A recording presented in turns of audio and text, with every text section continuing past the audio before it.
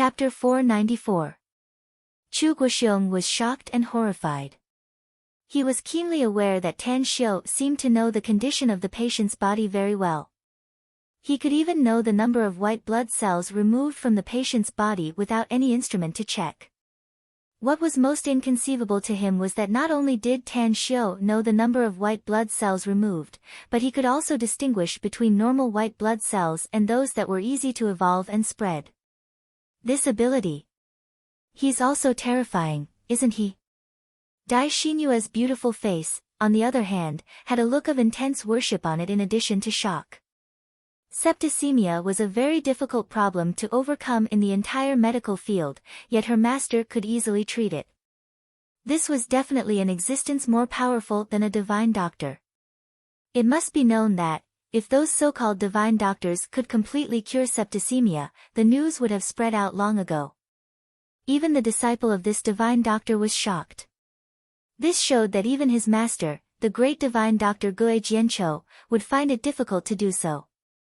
Dai Xinyue recalled what her master just said. He said that she must first increase her knowledge of Chinese medicine so that she would be taught a special treatment method later. She was so happy that she almost cried. Tan Xiu ignored Chu Guoxiong and Dai Xinyue's thoughts.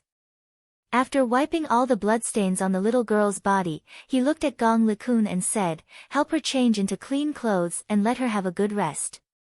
Also, remember to give her Chinese medicine tomorrow morning and then give her some liquid food to nourish her body." Gong Likun nodded excitedly and said, "I'll do as you say, Divine Dr. Tang." Tan Xiu let out a faint smile and packed up the medicine box. He then turned around and said, "I'm going to treat the patient next door, so I'll take my leave first. See you tomorrow night." "All right. Thank you, Divine Dr. Tang," said Gong Likun gratefully. After leaving the ward, the shock on Chu Guoxiong's face finally disappeared and he curiously asked, "Divine Dr. Tang, are you going to the next ward to treat the patient?" "What disease does she have?" "Congenital heart disease," answered Tan Xiu. Chu Guoxiong's footsteps came to a halt as he looked at Tan Xiu in disbelief. He gulped down a mouthful of saliva and quickly caught up with him. As he entered the next ward, he hurriedly asked, "Divine Dr. Tang, can the congenital heart disease treatment you mentioned be completely cured?" Tan Xiu smiled and said, "If it was treating leukemia, I wasn't 100% confident. But now, I'm 100% confident in treating congenital heart disease." Chu Guoxiong's heartbeat increased exponentially. At this moment, the way he looked at Tan Xiu had already turned into a celestial being. One should know that treating congenital heart disease was a very troublesome matter. Although there were many cases that could be cured, it was all because the patient's condition was not serious. However, a congenital heart disease that could seek treatment from Tan Xiu was probably very difficult to treat. This kind of thorny congenital heart disease was probably something that many large hospitals and famous cardiologists and professors were helpless about. "What type is Divine Dr. Tang?" Chu Guoxiong hesitated for a moment before asking. "Insufficient blood supply, perforation of the internal organs, and the most important thing is that the heart is small and difficult to develop," said Tan Xiu. "It's not life-threatening for the time being, but if it's delayed, even if Hua Tuo and Bien Ke are reborn in the future, they won't be able to reverse the situation." Hiss, Chu Guoxiong sucked in a cold breath after hearing it. He had encountered this kind of situation before, and it was more than once or twice. If it was a simple case of insufficient blood supply and perforation of the internal organs, it could be treated. Some patients with congenital heart disease could gradually recover after the later treatment, but the heart was small and difficult to develop. This was closely related to the patient's constitution, so it was very difficult to treat it. Inside the ward, Li Yunyang and Gu Hui had been waiting eagerly. Upon seeing Tan Xiu's arrival, Li Yunyang immediately looked grateful and greeted him with an excited face, "Divine Dr. Tang, I finally see you again. Thank you for coming to treat my son so late." "Thank you. I've been giving medical services in Star City Chinese Medical Hospital recently. Treating patients and saving people is my job, so you don't need to be so polite, said Tan Xiu. Have you done the things I asked you to do before? I've done it. I've met the families of the deceased and compensated them with a large sum of money, said Li Yunyang without hesitation. Also, I've donated a lot of money. I'm ready to wait for my son to gradually recover after your treatment. Then, I'll make a detailed investigation to see what kind of charity work I want to do. But what? Tan Xiu raised his brows and asked. I don't think I need to investigate anymore, said Li Yunyang. Today, I've decided to donate most of my family property to the Star City Chinese Medical Hospitals Foundation. Also, I'll take out a large sum of money to donate to the impoverished areas to help build schools for the children there and provide them with a good learning environment. That's right. Tang Xiu nodded and said, I believe that your good deeds will be rewarded. After saying that, he put the medicine box next to the bed, took out a silver needle from it and said, untie his clothes. I need to perform acupuncture on him. Also, nobody is allowed to disturb me while I'm performing acupuncture treatment. All right. Li Yunyang quickly complied and worked together with his wife, Gu Hui. After taking off Wei Dongdong's clothes, they made him lie on the bed according to Tan Xiu's instructions. Puff, the silver needle entered his body. Tan Xiu quickly controlled his star force and injected it into Wei Dongdong's body. Gradually, it wrapped his heart. Tan Xiu's body had a huge vitality. The reason why he was 100% sure that he could cure Wei Dongdong was that the vitality had a magical, curative effect on Wei Dongdong's heart. Even the star force in his body contained a huge life essence. Using it to nourish Wei Dongdong's heart would definitely have a miraculous effect. Sure enough. After more than 10 minutes of infusion, Wei Dongdong's heartbeat became a lot stronger. The small hole visible to the naked eye was also squirming and slowly becoming smaller. An entire hour passed. Tang Xiu stopped injecting his star force. He grabbed Wei Dongdong's ankles and lifted him up. His palms kept patting the muscles and bones of his entire body. His face was slapped dozens of times before he finally slapped the back of his heart a few times. Hiss. Yang sucked in a breath of cold air, and his eyes were filled with fear. Chu Guoxiong was even more dumbfounded and the corners of his mouth twitched a few times. One had to know. Wei Dongdong suffered from congenital heart disease and the small hole in his heart was very prone to bleeding. Once there was a problem with his heart, it would be fatal. Yet, Tang Xiu actually slapped his back. How could this be treating a patient and saving someone? This was clearly murder. However, they thought of Tan Xiu's previous instructions that they must not disturb him. Therefore, despite their uneasiness, they held on to their trust and finally endured it. Tan Xiu slapped Wei Dongdong's back and put him down again. He performed acupuncture again with the same silver needle. However, the next infusion of star force was very short and the amount was also very small. After wrapping his heart with star force, he immediately stopped. It was impossible to treat such a congenital heart disease in one go. However, he only needed to treat it once and the star force left in his body would nourish and repair it. When the star force was consumed, Wei Dongdong's congenital heart disease problem would probably be completely solved. It's done. Tan Xiu pulled out the silver needle with a smile on his face.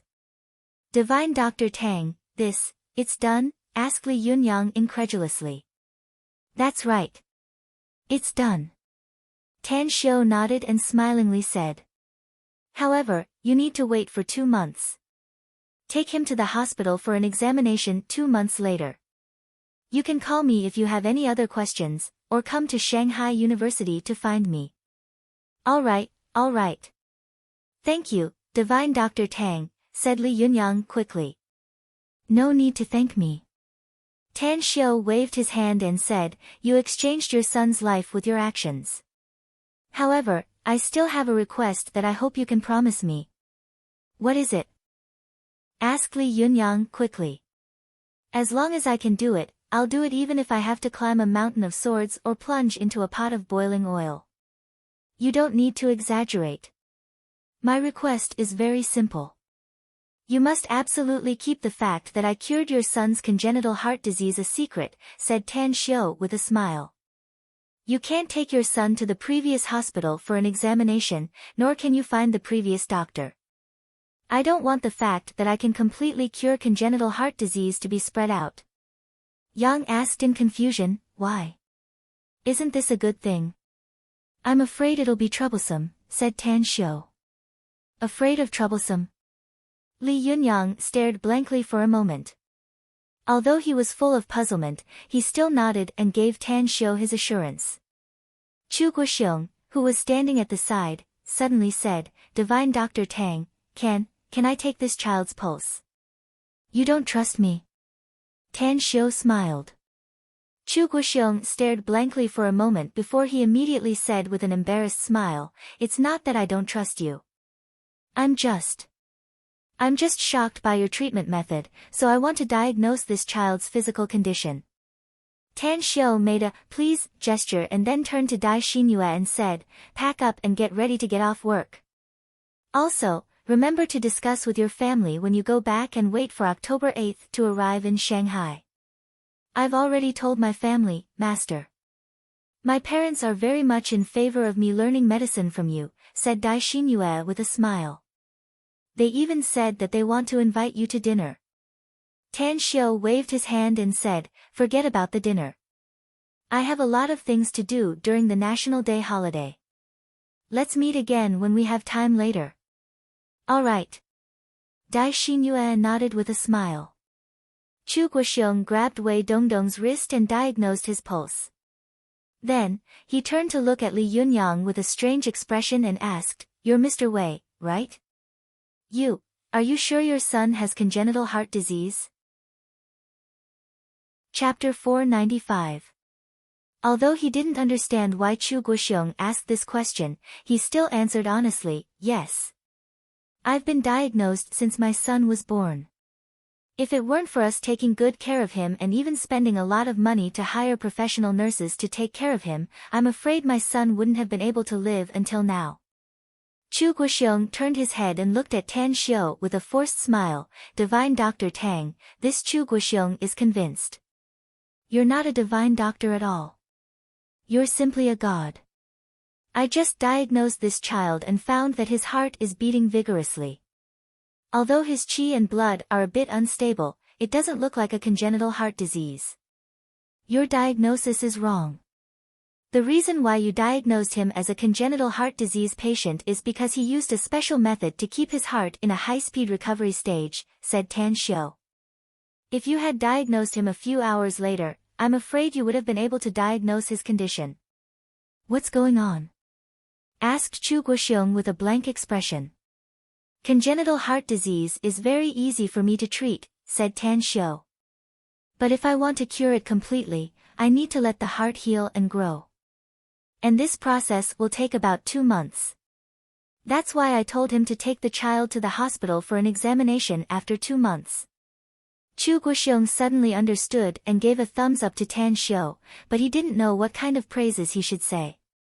It was because he felt that any praise given to Tan Xiu would be weak and powerless. Upon hearing Tan Xiu's words, Chu Guoxiong's half-relieved heart immediately calmed down a lot. With an inquiring expression, he asked, Divine Dr. Tang, do we still want to stay here? Do you have too much money to burn? Tan Xiu snappily said. Are you going to waste your money on this? I've treated him, so why are you still staying here? Go back to where you came from and take good care of him. Your son will be healthy 2 months later. Even if your son is lucky, his physical fitness will definitely be far superior to ordinary people in the future. Far superior to ordinary people. Chu Guoxiong didn't have such extravagant expectations. He only hoped that his son could be healthy and he would be satisfied. They left the hospital. Tan Xiu sent Dai Xinyue home and then returned to South Gate Town. To his surprise, his parents hadn't gone to bed yet. Instead, they were chatting with a guest. Elderly, why are you here? Tan Xiu asked curiously with a strange expression on his face. Just now. After he entered the courtyard of the villa, he found that there were more than 10 unidentified men around the villa. When he entered the courtyard, he found 4 burly men in black standing in the courtyard. However, he never expected that Hong Kong's Li Juren would personally come to Star City and even appear at his home this late. Li Juren got up and said with a smile, Tan Xiu, I originally came to visit you, but I didn't expect to meet your parents, so we chatted first and waited for you to come back. Why didn't you call me? Tang Xiu touched his nose and smilingly said, You have my cell number. Li Juren said with a smile, I know you're busy. Anyway, I have nothing to do these few days, so I came over to discuss some things with you. Tan Xiu nodded. Tang Yunda and Su Lingyun glanced at each other. Then, Tang Yunda said with a smile, Elderly, you talk to Xiu. We're a bit tired, so we won't bother you anymore. Li Juren nodded with a smile. Tang Yunda looked at Tan Xiu and said, Xiu, entertain Elderly well. All right. Tan Xiu replied. As Tang Yunda and Su Lingyun went back to their room to rest, Tan Xiu took Li Juren to the study room on the second floor. After brewing some fragrant tea, the duo sat on the sofa. Elderly, I think you should have something important to discuss with me in Star City, right? Tan Xiu took out a half-pack of cigarettes and handed one to Li Juren. He lit one himself and took a puff before asking slowly. Li Juren didn't light the cigarette. He held it in his hand for a moment and said, Tan Xiu, the reason I came to you this time is because I want to ask you for a medicine. Ask for medicine? Tan Xiu stared blankly and then asked with a strange expression, What medicine do you need? Li Juren slowly said, When I was young, I was suffering from a chronic illness due to hard labor. It wasn't until I met Boss Gu that my body finally couldn't support the illness. Although my body recovered a lot after recuperation, it's still not as good as a healthy person. In the past, Boss Gu gave me a medicine called marrow cleansing pill. Ever since I took that medicine, the chronic illness that had accumulated for many years was completely cured. Even my body's constitution is much better than that of an ordinary person. However, I'm old now, so I was thinking that if I could get another marrow cleansing pill. Upon hearing Li Juren's words, Tan Xiu immediately understood his thoughts. He nodded and said, I can indeed refine the marrow cleansing pill, but I need to consume a lot of medicinal herbs. There's no lack of precious herbs. Upon hearing it, Li Juren immediately guaranteed, Tan Xiu, as long as the medicinal herbs can be bought with money, I can get them no matter how precious they are. Tan Xiu couldn't help laughing and said, I forgot about your identity. I'm afraid you're so poor that you only have money now. Alright, I'll give you a list of medicinal herbs. Send someone to buy the medicinal herbs you need according to the list. Once you've bought all of them, send them to me directly. Upon hearing it, Li Juren was happy and excitedly said, No problem. Tan Xiu, I owe you a favor. In the future. You don't need to say, owe me a favor. Tan Xiu waved his hand and said, I won't give you the marrow cleansing pill for free. I'll ask you to find more medicinal herbs, so it's mutually beneficial for us.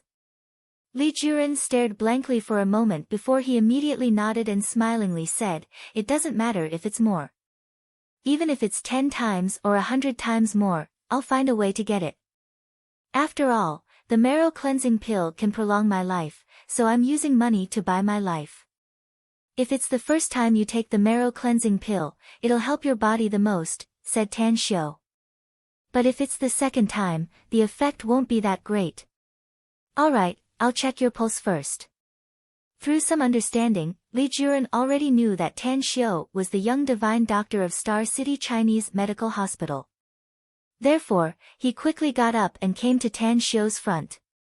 He sat next to him and stretched out his wrist. After checking his pulse, Tan Xiu said, According to your current physical condition, you can live for at most 10 years. If you take the marrow cleansing pill again, it should help you live for another 3 to 7 years. However, your body will be much stronger than your peers during the time you're alive. You can judge how long I can live from my pulse. Asked Li Juren with a blank expression. Everyone calls me the young divine doctor, said Tan Xiu with a faint smile. Li Juren pondered for a moment before he heavily nodded and said, all right. Even if I can only live for another 3 to 7 years, it's worth it for me to spend a lot of money to buy those precious medicinal herbs. Tan Xiu, make a list of medicinal herbs. I'll go back and arrange people to search for them. A curved arc was outlined on the corner of Tan Xiu's mouth. A smiling expression climbed up the corner of his eyes as he said, no hurry. Drink some tea first. As a matter of fact, there are better medicines to prolong your life. Li Juren suddenly stood up. His speed was not something that an old man should be able to achieve. His eyes stared fixedly at Tan Xiu. His breathing became a lot faster at this moment as he quickly asked, Tan Xiu, do you mean there are better medicines than the marrow cleansing pill? Yes. At least it can let you live for more than 10 years, said Tan Xiu with certainty. What medicine? Asked Li Juren quickly. Life essence pill, said Tan Xiu. I need this life essence pill. What medicinal herbs do I need? As long as I can do it, I'll do my best to find it even if I have to pay a huge price. Tan Xiu stretched out a finger and lightly said, 10 billion, plus 3 precious medicinal herbs. If you agree, I can give you the life essence pill in 3 days at most after you give me the money and medicinal herbs. Money is a small issue, said Li Juren without hesitation. Which 3 medicinal herbs do you need? Millennium Snow Lotus, 500-year-old Polygonum multiflorum, and 500-year-old Flying Guillotine, said Tan Xiu. I know about the Millennium Snow Lotus and Polygonum multiflorum, but what is this Flying Guillotine? How come I've never heard of it? The Flying Guillotine grows in an extremely cold place. It's shaped like a hawthorn and has vine leaves as its companion, said Tan Xiu. The most important thing is that the place where it grows used to be filled with mountains of corpses, which were born from the blood-soaked soil. I'll draw the Flying Guillotine's appearance later. No matter how difficult it is for me, I'll find a way to get the 3 medicinal herbs you need. Li Juren heavily nodded. I'll give you 2 months. Tan Xiu said with a smile. If you can't get it within 2 months, then I can only settle for the second best and give you the marrow cleansing pill. All right. Li Juren rubbed his hands and a satisfied smile appeared on his face. With his current status, as well as the traces left on his body by the years, money simply had no meaning for him. What he cared about was how long he had left for the rest of his life and whether he was healthy or not. Half an hour later, Li Juren left Southgate Town. A few minutes after he left, Tang Yunda came to Tan Xiu's room and curiously asked, Xiu, why did Li Juren look for you? He's looking for medicine that can prolong his life, said Tan Xiu with a faint smile. Is Li Juren sick? Asked Tang Yunda with a confused expression. He's not sick. He just wants to live longer. Tan Xiu shook his head. It seems that no matter how much power and wealth you have, you still can't avoid the fear of death. Tang Yunda forced a smile. How was your talk? Do you have a way? I do have a way, but the conditions are very harsh. Tan Xiu said with a smile. If he can find the medicinal herbs I need, I can help him live for a few more years. But if he can't, I'm powerless. Tang Yunda gave a thumbs up and praised, You're worthy to be my son. Even the famous Li Juren is begging you. Son, this Li Juren is as rich as a country. You must take advantage of this time to make him bleed. Today's monthly votes have increased by 1 rank. Continue with the 3 chapters update. This chapter is a free chapter. Asking for recommendation votes and monthly votes _. Chapter 496. Star City, Rising Dragon Martial School. A searchlight brightly illuminated the martial arts field. In the middle of 2 rows of weapon racks, in the spacious field, Jiang Feng wore a tranquil smile on his face as he looked at Chen Zhizhong, who was dressed in a training suit and looked solemn. With a clear and loud voice, he said, "Brother Chen, although we are exchanging pointers, fists and feet have no eyes. If I inadvertently hurt you during the match, I hope you can forgive me." Chen Zhizhong nodded seriously and said, "I also want to say the same to you, Brother Jiang. I hope you can go all out in the match, because I don't want to have an unfair victory." Ha ha ha, Jiang Feng laughed aloud as a contemptuous expression flashed in his eyes. At the side, the two disciples of Jiang Feng shook their heads and laughed. They looked at Chen Zhizhong with eyes full of contempt. It was because they had seen Chen Zhizhong fight. Although it was a few years ago, they thought that they were not much worse than him at that time. How many years had it been? Yet, he had the guts to come to the Rising Dragon Martial School and compete with his master, a martial arts grandmaster. He even boasted shamelessly and asked his master to go all out. Did he come here to be abused? Chen Zhizhong cupped his fists and said, "Brother Jiang, it's easy to capsize a boat if you lower your guard. Especially in a fight between experts, a slight mistake will lead to a crushing defeat. As a martial arts grandmaster, you should understand this truth. So, I hope you can put away all the contempt you have for me and show your true ability to compete with me." Jiang Feng slightly frowned as he carefully observed Chen Zhizhong. The smile on his face completely disappeared and was replaced with a bit of seriousness. He solemnly nodded and said, "Since Brother Chen has spoken to this point, then I'm not worthy to be your opponent if I don't go all out. Come on. Let me see how many skills Brother Chen has learned from Tang Xiu and Grandmaster Tang in recent years." "Please," Chen Zhizhong spread out his hands and said. Although Jiang Feng was old, his body was still strong and healthy. Coupled with the fact that he had immersed himself in martial arts for most of his life, it could be said that his whole body was full of kung fu. His feet that seemed to be rooted to the ground moved in an instant as he rushed toward Chen Zhizhong with a strange pace. Ba Ji. He moved his feet and clenched his fist. In his early years, Jiang Feng had once been a disciple of a Bajiquan master. These years, he had practiced the Bajiquan to the point of perfection. Therefore, when he made a move, his fists were incomparably ferocious. Chen Zhizhong quietly watched Jiang Feng's movements. Just as Jiang Feng's fist was about to hit his face, Chen Zhizhong's feet twisted in a strange trajectory, and his body spun like a bow.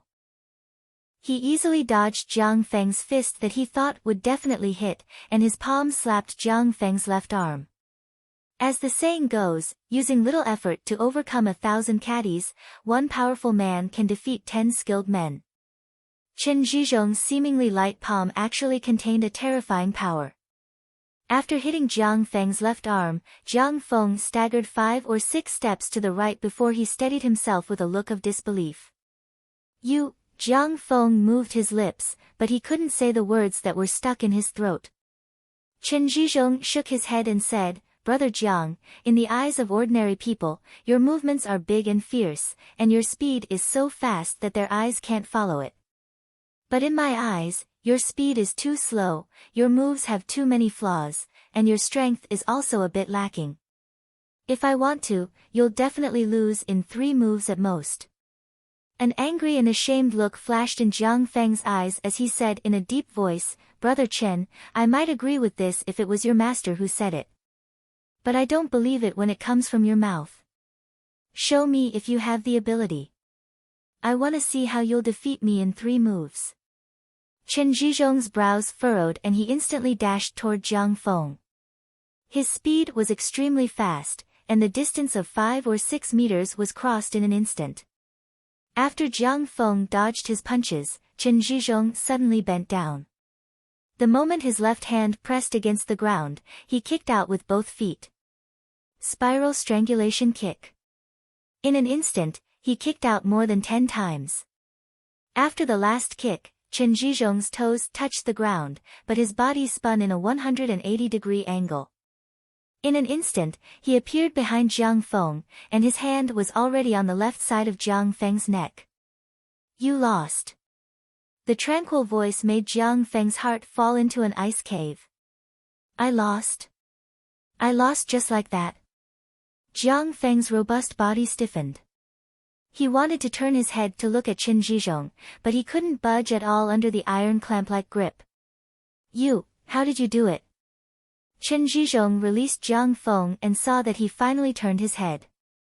Then, he lightly smiled and said, I told you that my cultivation has been advancing by leaps and bounds ever since I became your disciple. Let alone a martial arts grandmaster, even experts who have surpassed the grandmaster realm will find it very difficult to defeat me. In fact, it's not impossible for a real expert to leap onto roofs and vault over walls, as well as picking leaves to injure people. My master can do it easily. Jiang Feng's lips squirmed, and an indescribably complicated expression appeared on his face. He lost. Recalling his contemptuous attitude toward Qin Zhizhong just now, bitterness surged in his heart. Never in his wildest dreams did he expect that not only did he lose, but he also lost so quickly and miserably. Just now, when Qin Zhizhong said 3 moves, he had already felt that Qin Zhizhong had left him some face. Otherwise, not to mention 3 moves, Qin Zhizhong could probably heavily injure him with just 1 move. The difference in speed, strength, and moves was really too big. At the side, Jiang Feng's 2 disciples were already dumbfounded with disbelief written all over their faces. Never in their wildest dreams did they expect that Qin Zhizhong, who was not much stronger than them, could actually defeat their master who was a martial arts grandmaster. Moreover, the speed of his defeat was so fast. Junior brother, I'm not dreaming, am I? You're not dreaming, senior brother, because we can't have the same dream at the same time. Master, he really lost. He lost to Qin Zhizhong. How is this possible? Master is a martial arts grandmaster. Qin Zhizhong, Senior brother, Qin Zhizhong has become very strong, so strong that it makes my heart tremble. His speed is too fast. When he fought with Master just now, I couldn't see his movements at all, and then Master was defeated. Qin Zhizhong walked to the weapon rack at the side and reached out to pick up his coat. He then looked at the dumbfounded Jiang Feng and said with a smile, Brother Jiang, our match is over, so I won't bother you anymore. Brother Jiang, come to my place and we'll have a few cups of wine together. Jiang Feng finally sobered up from his daze. He dashed to the front of Qin Zhizhong and hurriedly said, Brother Qin, please hold on. The reason why your strength increased so fast, was it really from Tang? Grandmaster Tang? You're not deceiving me, are you? Brother Jiang, do you think I need to deceive you? Qin Zhizhong said.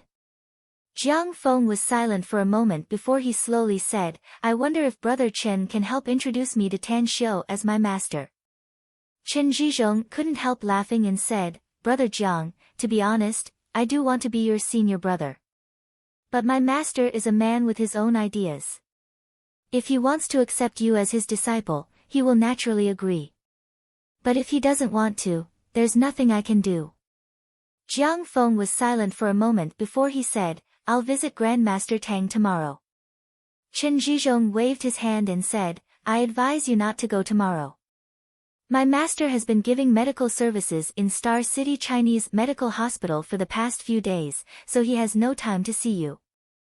However, you can try going to South Gate Town the day after tomorrow. But I can't guarantee that he will accept you as his disciple.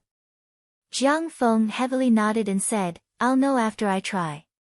The next day, as usual, Tan Xiu arrived at Star City Chinese Medical Hospital at around 6 p.m. To his surprise, Chu Guoxiong and the old Chinese doctor surnamed Hu had also arrived. After exchanging some greetings, the trio immediately began to treat the patients. It wasn't until noon that the 3 of them took a break during lunch. However, during lunch, Tan Xiu received a text message from Kawako Yamamoto, stating the time of arrival in Star City as well as a list of more than a dozen people. 9 p.m. Tan Xiu left Star City Chinese Medical Hospital.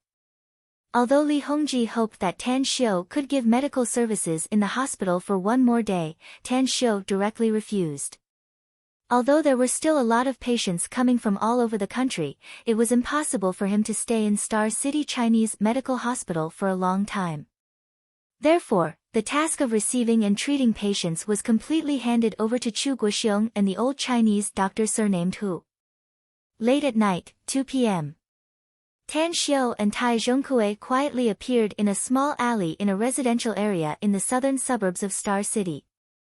Their figures were like ghosts in the night as they silently rushed toward a dilapidated courtyard. Soon after, when the two of them quietly appeared in a dark corner outside the courtyard wall, they immediately hid inside. Tan Xiu took out his mobile and sent a text message. It didn't take long for Kawako, who was dressed in a night suit, to approach silently. Pa! A small stone was shot out from Tan Xiu's finger. Kawako's complexion slightly changed. After identifying the direction, she quickly came to Tan Xiu's front. Boss! Looking at the respectful expression on Kawako's face, Tan Xiu lightly smiled and said, Tai Zhongkue, I don't need to introduce you again, right? You've fought before. Kawako glanced at Tai Zhongkue and nodded. We've fought before. His strength is good, but there's still a gap between him and me. Tai Zhongkue coldly snorted. That was before. I can definitely beat you if we fight now, said Tai Zhongkue. Kawako sneered and looked at Tan Xiu, saying, Boss, this is the information on those people. They're the men my family sent to me. Although they respect me on the surface, they're not my men. They're likely to be my competitors in the future. Their photos are in the information. You just came to Star City, so it's not the right time to act now. Tan Xiu nodded. Tomorrow night, you'll immediately take your men to carry out the task I told you before. Some people will fight you when the time comes. I'll follow your arrangement, boss, said Kawako respectfully. Also, you told me to find a lot of medicinal herbs and ores, and I've found them. They're in this courtyard. Do you want to take them away now?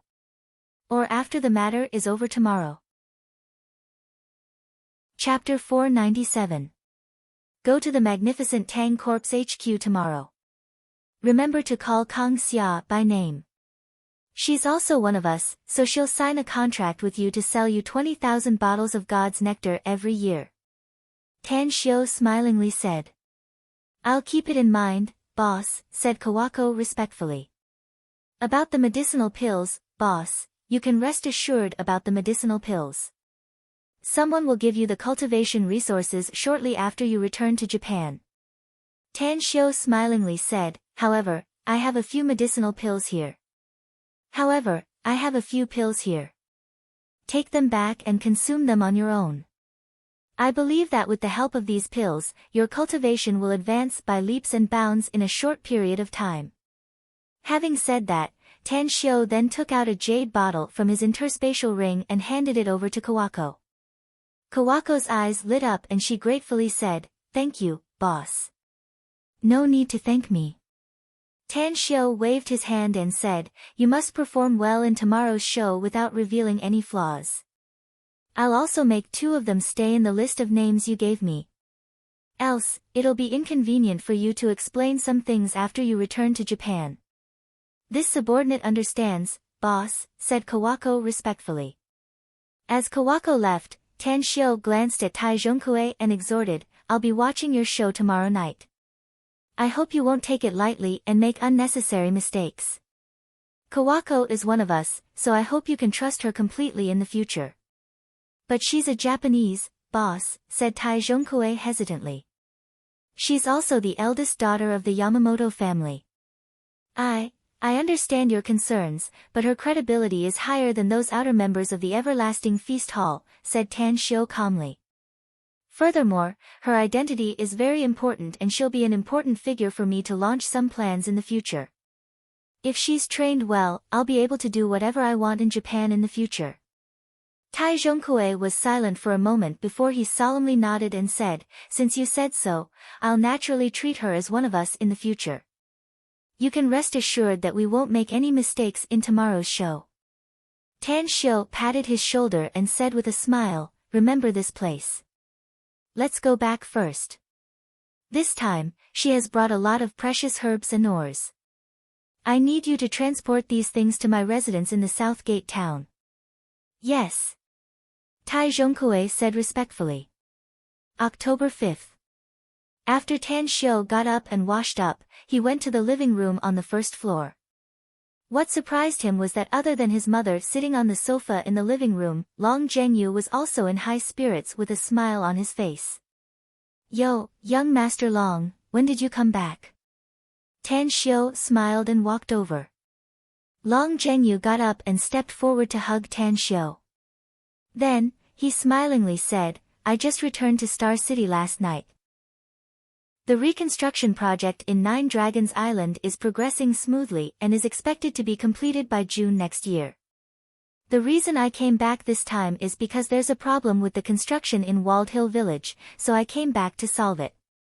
Tan Xiu stared blankly and asked with a confused expression, how could there be a problem in Walled Hill Village? What is it? It's not a big deal, said Long Zhenyu with a smile. It's just that there's a subsidence and a landslide during the construction. Last night, I rushed there to investigate and found that there was a tomb under the collapsed area. I thought it was an ancient tomb, but later I figured out that it's not. The tomb has existed for less than 100 years, and apart from dozens of coffins, there's nothing precious inside. Is it a big loss? Tan Xiu nodded. It's not a big loss, but the project has been delayed. Long Zhenyu shook his head. But it doesn't matter. We just need to speed up the work, and it shouldn't be a problem to meet the estimated deadline. Walled Hill Village is a good place, and it must be developed well, said Tan Xiu. Especially the quality issue, we must not make any mistakes, else it will bring a lot of negative impacts to the Long Group and even the new city we invested in. The smile on Long Zhenyu's face slowly disappeared as he nodded and said, Don't worry. I'm well aware of it. Besides, my dad has been paying attention to this matter recently. I even heard that he personally took the quality inspection supervisor to check it several times. There won't be any problem. Tan Xiu nodded and asked, Then why did you come here so early in the morning? Is there something else? Long Zhenyu said with a smile, Last night, I learned that you don't need to go to Star City Chinese Medical Hospital to provide medical services today, so I wanted to invite you to the new city to have a look.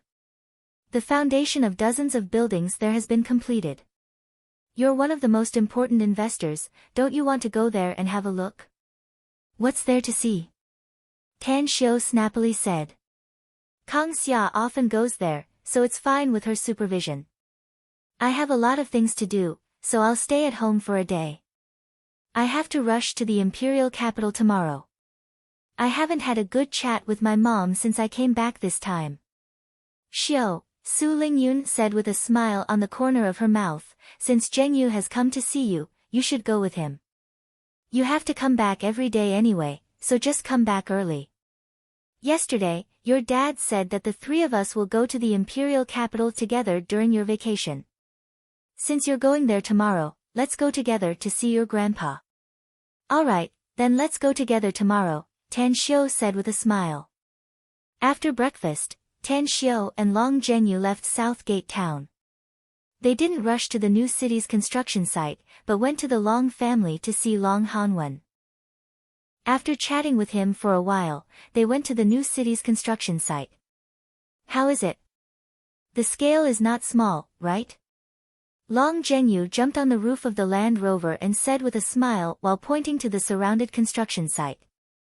Tan Xiu stood beside him and lightly said, It's just so. I've seen a construction site hundreds of times bigger than this. Long Zhenyu rolled his eyes and snorted, keep bragging.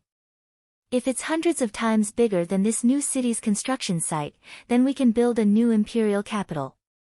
That's right, I want to ask you something. What is it? Tan Xiu said with a smile.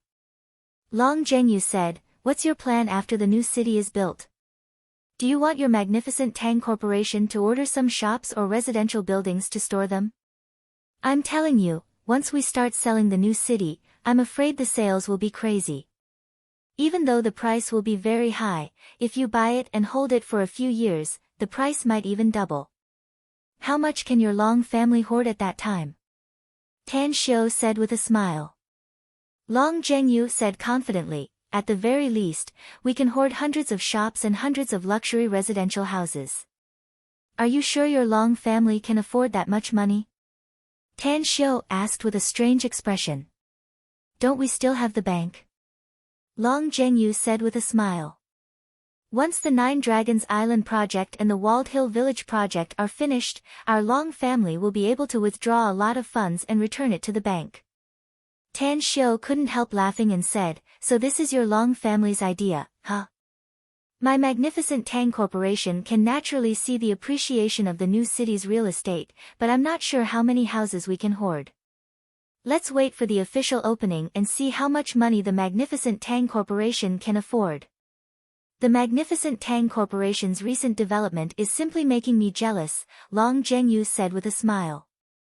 I'm really helpless. Why didn't I get involved in it? Long Zhengyu said with a smile, you didn't get involved in it, but your brother has shares in the unlisted health products. Your Long family can also be considered to have meddled in my magnificent Tang Corporation, right? Long Zhengyu grinned and said, hee hee, that good-for-nothing brother of mine is really lucky after getting to know you. Long Zhengyu grinned and said, judging from your magnificent Tang Corporation's God's Nectar, scar removal cream, and skin care lotion, I'm sure the health products business will be booming. That's right, I heard that your magnificent Tang Corporation has encountered some trouble recently. Do you want me to help you with something? It's just a small problem, Tan Xiu said with a smile. It should be solved smoothly in a few days. Long Zhengyu nodded and said, I know your ability, so I believe you can solve it. But don't hesitate to ask if you need anything. All right. At the magnificent Tang Corporation. Kawako Yamamoto walked out of the magnificent Tang Corporation's front door along with several of her men. After a discussion with the company's general manager, Kang Xia, Kawako smoothly signed a contract with Kang Xia, whereby she would be able to order 20,000 bottles of God's Nectar from the magnificent Tang Corporation every year. Above the building, at the window of the general manager's office, Kang Xia wore a smile on her face as she looked at Tai Zhongkue, who came out from the next room and asked, did you find anything? One of the people on the list given by boss turned on his mobile phone when you were talking with Kawako, said Tai Zhongkue. The content of your conversation should have been clearly heard by the boss behind the scenes. I originally thought that they would report to the boss behind the scenes after they left, said Kang Xia with a smile. But I didn't expect them to be so direct and bold. It seems that it will be a bit difficult for Kawako to smoothly become the patriarch of the Yamamoto family. The Yamamoto family has a large number of members and is a huge force with intense infighting among them, said Tai Zhongkue. It's indeed not an easy task for Kawako to become the patriarch of the Yamamoto family. Furthermore, Japan is a male-dominated country and women have a very low status there, which makes it more difficult for Kawako to become the patriarch of the family. Though I don't believe in Kawako's ability, I believe in boss's ability, said Kang Xia with a smile. Since he wants Kawako to become the future patriarch of the Yamamoto family and the sect master of the North Star One Blade School, he can definitely do it. Tai Zhongkue nodded and said, Chief Kang, if there's nothing else, then I'll go prepare first. We still have a big show to perform tonight after we're done with this show. Kang Xia said with a smile, come on. I hope you can satisfy boss. I will. The night was hazy. Inside a dilapidated courtyard in a residential area in the southern suburbs of Star City, dozens of elite experts from Japan were hiding in every corner. Inside the house, Kawako Yamamoto was wearing a night suit, wiping the scimitar in her hand with a solemn expression. On the chair opposite her, Ono Takayama was smoking a cigarette with his eyes gleaming. Miss, it's almost time. We should act now. Chapter 498. Dressed in a night suit, Kawako, who was sitting quietly on a chair with her eyes closed, suddenly opened her eyes. A glint flashed in her eyes as her vision fell on Ono Takayama. Are you in a hurry? Kawako's voice was full of indifference. It's not that I'm in a hurry, said Ono Takayama. It's just that we need to implement the action plan as soon as possible. Based on my many years of experience, the best time to act is 1 or 2 o'clock in the middle of the night. The best time? Kawako secretly sneered inwardly. According to her and Tan Shio's plan, they would rush to the vicinity of the magnificent Tang Corporation at 2 o'clock in the night and attempt to steal the company's HQ building's core information. It was all a play, and the purpose was to eliminate the dissidents and return to Japan after the failure. However, Ono Takayama was not one of her men. He was one of the people on the death list tonight. However, since Ono Takayama was eager to die, she didn't feel like reprimanding him. She slowly got up and lightly said, "Go outside and arrange the vehicles. Let's go there now." Outside the courtyard, 2 SUVs and a minibus were parked there. As everyone boarded the vehicle, it started and rushed toward the magnificent Tang Corporation's HQ. Kawako, who was sitting in the back seat, glanced at the back of Ono Takayama's head in the front seat with her cold eyes. She was silently thinking about the arrangements for returning to Japan. A few minutes later, outside the dilapidated yard, more than a dozen ghostly figures approached silently. After a sharp dagger pierced through the heart of an expert of the Yamamoto family who stayed behind to guard the medicinal herbs, the others also took action and killed 4 experts of the Yamamoto family inside. "Who the hell are you?" The remaining 2 experts of the Yamamoto family had their complexions change. They didn't move, but quickly retreated a dozen steps back and grabbed their machetes to aim at the mysterious expert who suddenly appeared. "The one who picked up the goods," a stalwart man indifferently replied. The 2 experts of the Yamamoto family exchanged glances and then one of them quickly said, "The password to pick up the goods." "Boss Tang," said the stalwart man lightly. The 2 experts of the Yamamoto family immediately heaved a sigh of relief after hearing it. One of them walked a few steps forward and pointed to the 6 big iron boxes piled up in the courtyard and said, "The password to pick up the goods is correct. All the herbs and ores are inside. You can take them." Saying that, he and another expert of the Yamamoto clan took out sharp daggers from their bosoms and stabbed them into their bodies. However, the 2 of them avoided hitting the vital parts. In addition, they immediately took care of the wounds. Although it looked terrible, at least it was not a problem for them to stay alive. The stalwart man nodded, threw a porcelain bottle, and said, "There is medicine for treating wounds inside. It is effective for your wounds. Apply it externally." With that, he immediately ordered the others to move the 6 metal boxes out and quickly left the courtyard, disappearing into the distant night. "Brother Dalong, who are those people? This is too terrifying. Not only can they identify us in the dark, but they are also very strong. We are no match for them." An expert of the Yamamoto family picked up the porcelain bottle, sprinkled the medicine on the wound, and asked curiously. Another person said, "I don't know either, but Miss said that those people are our own people. I'm guessing that if those people aren't experts of the North Star One Blade School, then they must be experts that Miss has secretly trained. Looks like our young Miss is really amazing." Of course. It was 2 o'clock late at night. The vicinity of the magnificent Tang Corporation's HQ appeared dim under the illumination of the lights. In the nearby dark corners, experts of the Everlasting Feast Hall were hiding. Under the dim light, there were more than a dozen experts of the Everlasting Feast Hall with work cards hanging on their chests, strolling around. These dozens of people, they were the ones who pretended to be members of the National Security Department. Their mission was very simple, to deliberately let the Yamamoto clan's martial artists see them. After the plan was completed, they would report the situation to the family's top brass.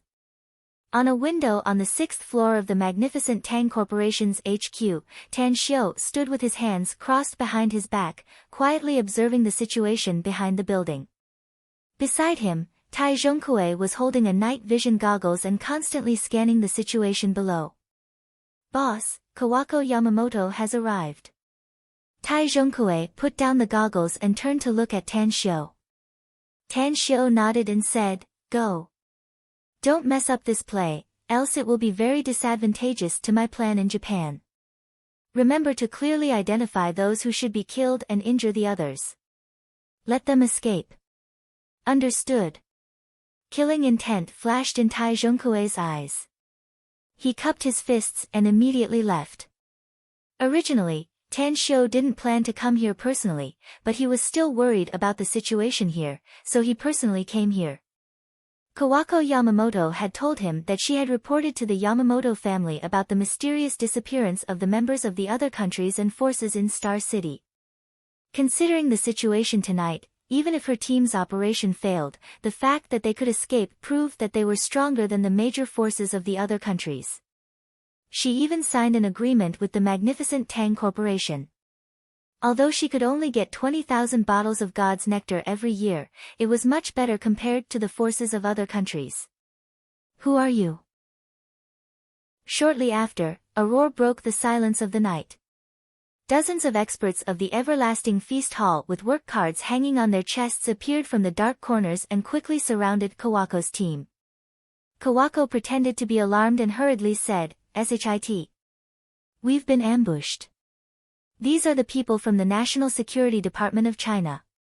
Quickly withdraw." At this time, Tai Zhongkue, who had already rushed down, roared and pounced forward. "Since you're already here, then all of you will stay. The state has issued a death order that whoever dares to touch the magnificent Tang Corporation must be prepared to be captured or killed by us. Catch them." A melee unfolded at this moment.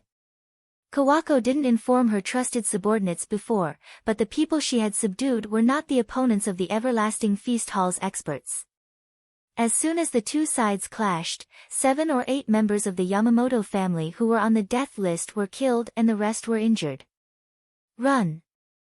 After Kawako and Tai Zhongkue exchanged blows, her arm was cut by Tai Zhongkue's saber. Although the injury wasn't serious, she took advantage of this moment to quickly flee to the distance. Tai Zhongkue and several experts of the Everlasting Feast Hall pretended to chase after her. At this moment, Ono Takayama's complexion was pale and his eyes were full of fear. He never expected that the operation he thought to be foolproof would be discovered. Furthermore, the news he got turned out to be true. The magnificent Tang Corporation really had people from the National Security Department secretly protecting it. Puff! Puff! 2 sharp swords pierced through his arms and tore open a bloody wound on his back. Fresh blood instantly dyed the back of his shirt red. "Run!" Full of fear, Ono Takayama fled in panic and found that several of his trusted subordinates around him had been killed. He was scared out of his wits and suddenly sped up a few times. Whoosh! A sharp dagger pierced his waist.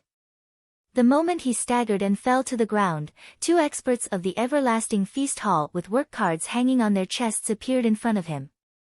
Get lost! Ono Takayama's remaining 2 trusted subordinates arrived at this extremely urgent moment and desperately blocked the 2 experts of the Everlasting Feast Hall. One of them grabbed Ono Takayama and quickly fled, while the other desperately fought for 7 or 8 seconds for Ono Takayama and his subordinate. The fight came to an end. The total time spent was less than 2 minutes, leaving dozens of corpses and bloodstains on the ground. The Everlasting Feast Hall's experts chased them for a kilometer before they stopped and let the remaining Yamamoto martial artists leave. Clean up the mess and leave. Tai Zhongkue picked up the night vision goggles and looked at the window where Tan Shio was. He found that Tan Shio gave him a thumbs up, so he immediately put down the goggles and shouted in a deep voice. The bloody night was filled with a faint smell of blood in the air. When Kawako led the tens of defeated soldiers and fled back to the southern suburbs of Star City, the smell of blood in the air made Kawako secretly feel satisfied. Send the signal. Sitting in the back seat, Kawako covered her wound with her hand and ordered in a deep voice. Immediately, the young man in the driver's seat took out a fireworks tube and ignited it. A bunch of fireworks soared into the sky and exploded more than 10 meters high in the air. Miss, the situation is not right. When the two SUVs and the minibus stopped at the courtyard's entrance, the young man who had just sent the signal had a slight change in expression and hurriedly reported. Kawako opened the door and got off. She saw Ono Takayama coming out of the second SUV with the help of his confidant. She immediately furrowed her brows and asked, "How's your injury, Ono Takayama?"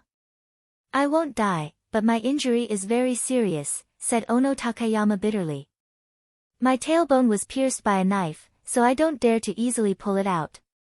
Otherwise, my blood will flow faster.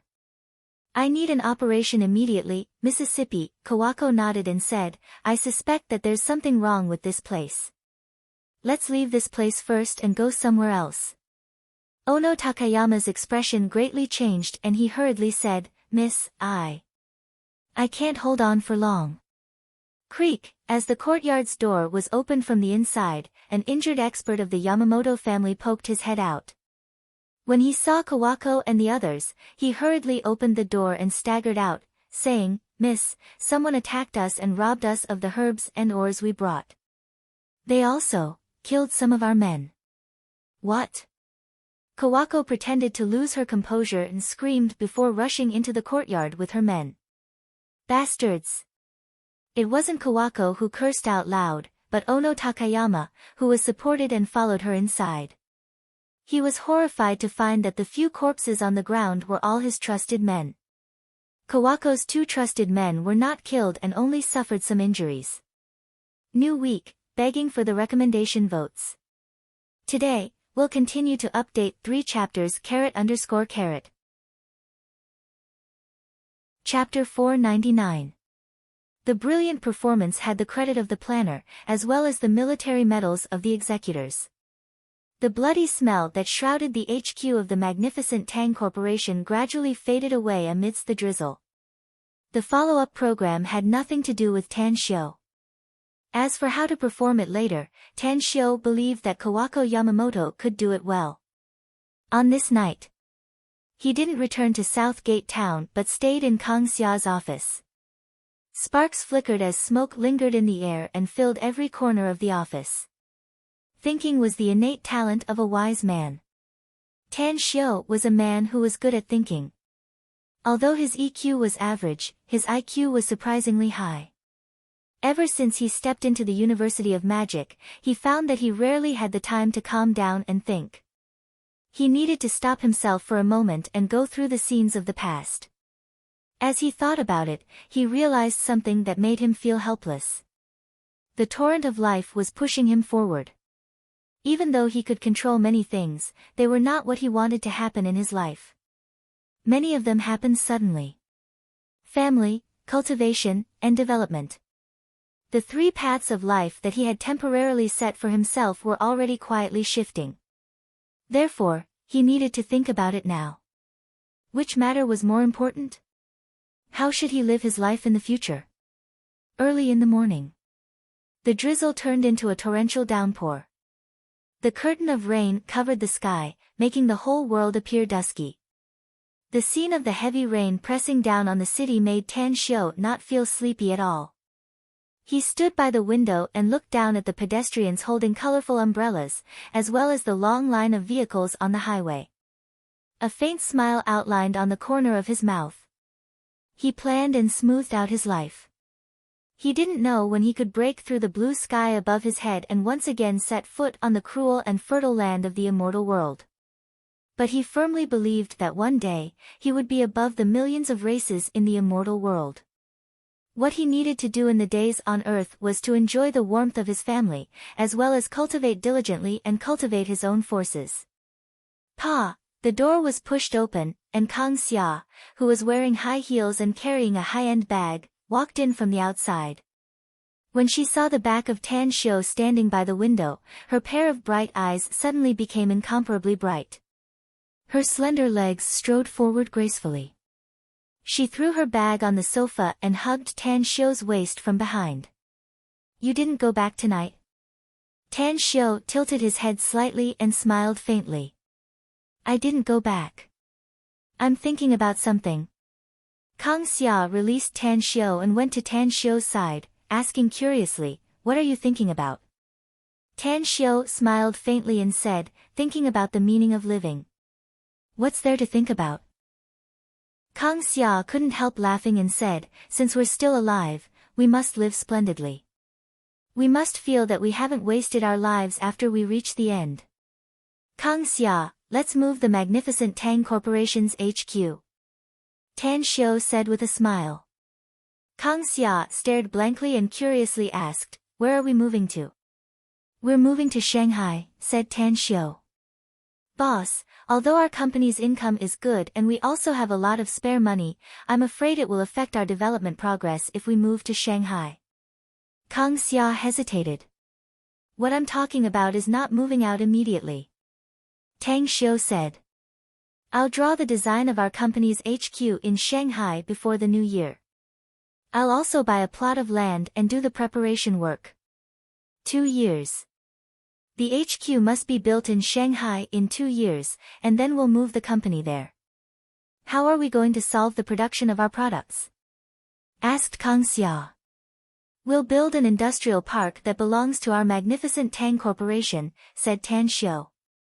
When the time comes, I need you to build that place into a hen that lays golden eggs, so that huge profits will flow into our company's account every day. Money? Kang Xia asked. It's going to take a lot of money for such a big project. How much are you going to invest?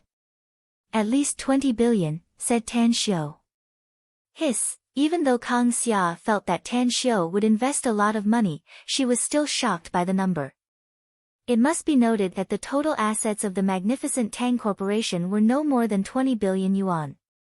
Yet, Tan Xiu actually wanted to invest 20 billion yuan in the construction within 2 years, which would seriously affect the company's financial problems.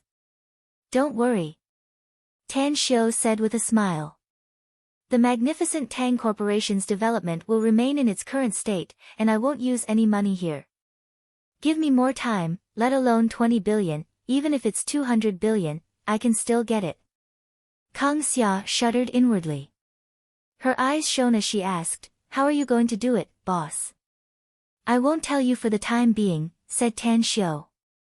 Your task is to hurry up and get our health products into the market. You must earn as much money as possible before June 1st next year. Zheng Yu and I talked about it. It's very likely that the Long family will propose to sell the properties in New City before June 1st next year. I see. Kang Xia's eyes lit up as she nodded. Tan Xiu patted her shoulder and smilingly said, I'll leave the company's affairs to you. If you feel tired, spend money to poach outstanding management talents and train them as much as possible. The magnificent Tang Corporation's scale will continue to expand in the next few years, and will need a lot of talents when the time comes. We need to prepare for a rainy day. Don't worry. I know what to do, said Kang Xia with a smile. Since you know what to do, then I won't say anything more. Tan Xiu nodded. I'll accompany my parents to the imperial capital today, so I'll leave first. I'll directly return to Shanghai after I leave the imperial capital. Call me if you need anything. You're leaving today. Kang Xia's eyes were filled with reluctance as she subconsciously grabbed Tan Xiu's arm. At noon, Tan Xiu drove his parents on the road to the imperial capital. He didn't choose to take a plane due to the weather and directly drove there instead. To his satisfaction, 4 women in their 30s had been quietly following behind him. They were the people whom Kawako had carefully selected from the North Star One Blade School's inner circle. Their files had already appeared in the North Star One Blade School's database of the school's death list. Night fell. 2 cars came out of the highway toll station, but they were stopped at the exit because their license plate number was limited. Xiu, you've been driving for 6 hours. Take a good rest. Let's go to the city after midnight. After getting off the car, Su Lingyun looked at Tan Xiu, who was smoking in front of the car and said with a smile. I'm in a hurry, Mom. Going to the city after midnight will delay my discussion with Grandpa, said Tan Xiu with a faint smile. I just called Auntie, so I believe we'll be able to go to the city soon. Child, your auntie is so busy. How can you trouble her for such a trivial matter? Su Lingyun said with a smile. Just as he was about to speak, Tan Xiu suddenly furrowed his brows and saw several high-end sports cars rushing out of the toll station. The engines of those expensive sports cars roared as their speed kept soaring and quickly disappeared at the end of the road in the distance. The children of those big families in the imperial capital are really outrageous. Tang Yinda got off the car and sighed while shaking his head. With a big tree at home, they won't be affected by the wind and rain. It's their family background that gives them courage. Tan Xiu said with a faint smile. It's just that their way of driving will harm people. I know, right? Tang Yinda said. The number of traffic accidents every year is increasing exponentially, and the number of people who die in car accidents every year is too many to count. If everyone is a bit slower and steady, we can reduce the number of family wrecks and deaths. While they were talking, a police car parked nearby and several traffic policemen came out of the car. Tan Xiu then heard them asking someone for his name. Over here. Tan Xiu beckoned. Immediately, a few policemen quickly walked over. The tall policeman who took the lead asked with a smile, Are you Mr. Tang Xiu? That's me. Tan Xiu nodded. The policeman quickly said, We just received a call from Minister Tang. Since you have an important matter, we're here to escort you to the destination. Please. Tan Xiu nodded and said, There's another car behind us. Let them go with us. All right. After getting on the car, Son, what do you mean by there's another car behind us? Su Lingyun asked with a strange expression. They're your bodyguards, Tan Xiu answered while driving. Since when did I have bodyguards? Su Lingyun stared blankly and asked in astonishment. They've been following you for the past few months, but you didn't know about it. Tan Xiu said with a smile. Their duty is to protect your safety and not disturb your life, Mom. I'm the one who arranged it. You can rest assured. Who are they, Xiu? Su Lingyun quickly asked. I arranged them, so they're naturally my people, said Tan Xiu with a smile. Don't ask. You won't know their origins even if I tell you. Let's go. Grandpa already knows that we're coming to the imperial capital. I'm sure he's waiting for us now. Su Lingyun hesitated for a moment before she finally nodded. Although Tan Xiu had told her that he would arrange some bodyguards for her, she had never seen them, so she thought that there were no bodyguards at all. Who would have thought that these bodyguards had been hiding in the dark to protect her for several months? What a good son. Tang Yunda, who sat next to Su Lingyun, sighed with a smile. At the Tang family's ancestral residence. Tang Min was nestled on the sofa, looking at the steaming hot dishes on the table with a forced smile on her face. The old man and her mother looked outside from time to time, making her even more speechless. Mom, Dad, second brother and the others will be here for a while. How about we eat first? I was too busy at noon today, so I only had a simple bite. I'm so hungry now that my chest is sticking to my back. No. Tang Guosheng replied without hesitation. On the other side of the sofa, Tang Guoshou smilingly said, Little Min, since your second brother and second sister-in-law are coming, I think we should wait for them. They drove here and didn't eat anything on the way. If you're really hungry and can't stand it, go to the kitchen and find something to eat. I'll wait for them, third uncle. Tang Min forced a smile. Chapter 500. The former Tang family was like a pool of stagnant water, and the ancestral mansion was even more lifeless. However, ever since Tang Guosheng's illness was cured, the Tang family's descendant, Tan Xiu, was found, and the vegetative Tang Yunda woke up. The Tang family was now full of joy and laughter, and the entire family was full of vitality. Especially, the competition between the Tang family and the Yao family in the south finally ended with the Tang family's overwhelming victory, making the Tang family feel proud and elated. However, the Tang family also knew that the earth-shaking changes in the family were all brought about by Tan Xiu. Therefore, Tan Xiu's status in the Tang family could almost be compared with the older generation. Outside the ancestral mansion, Tang Ning was dressed in casual clothes. She stood up straight and kept her eyes on the entrance of the alleyway. Two soldiers in military uniform with guns in their hands looked at her curiously. They were surprised that Tang Ning had returned. In fact, it looked like she was waiting for someone.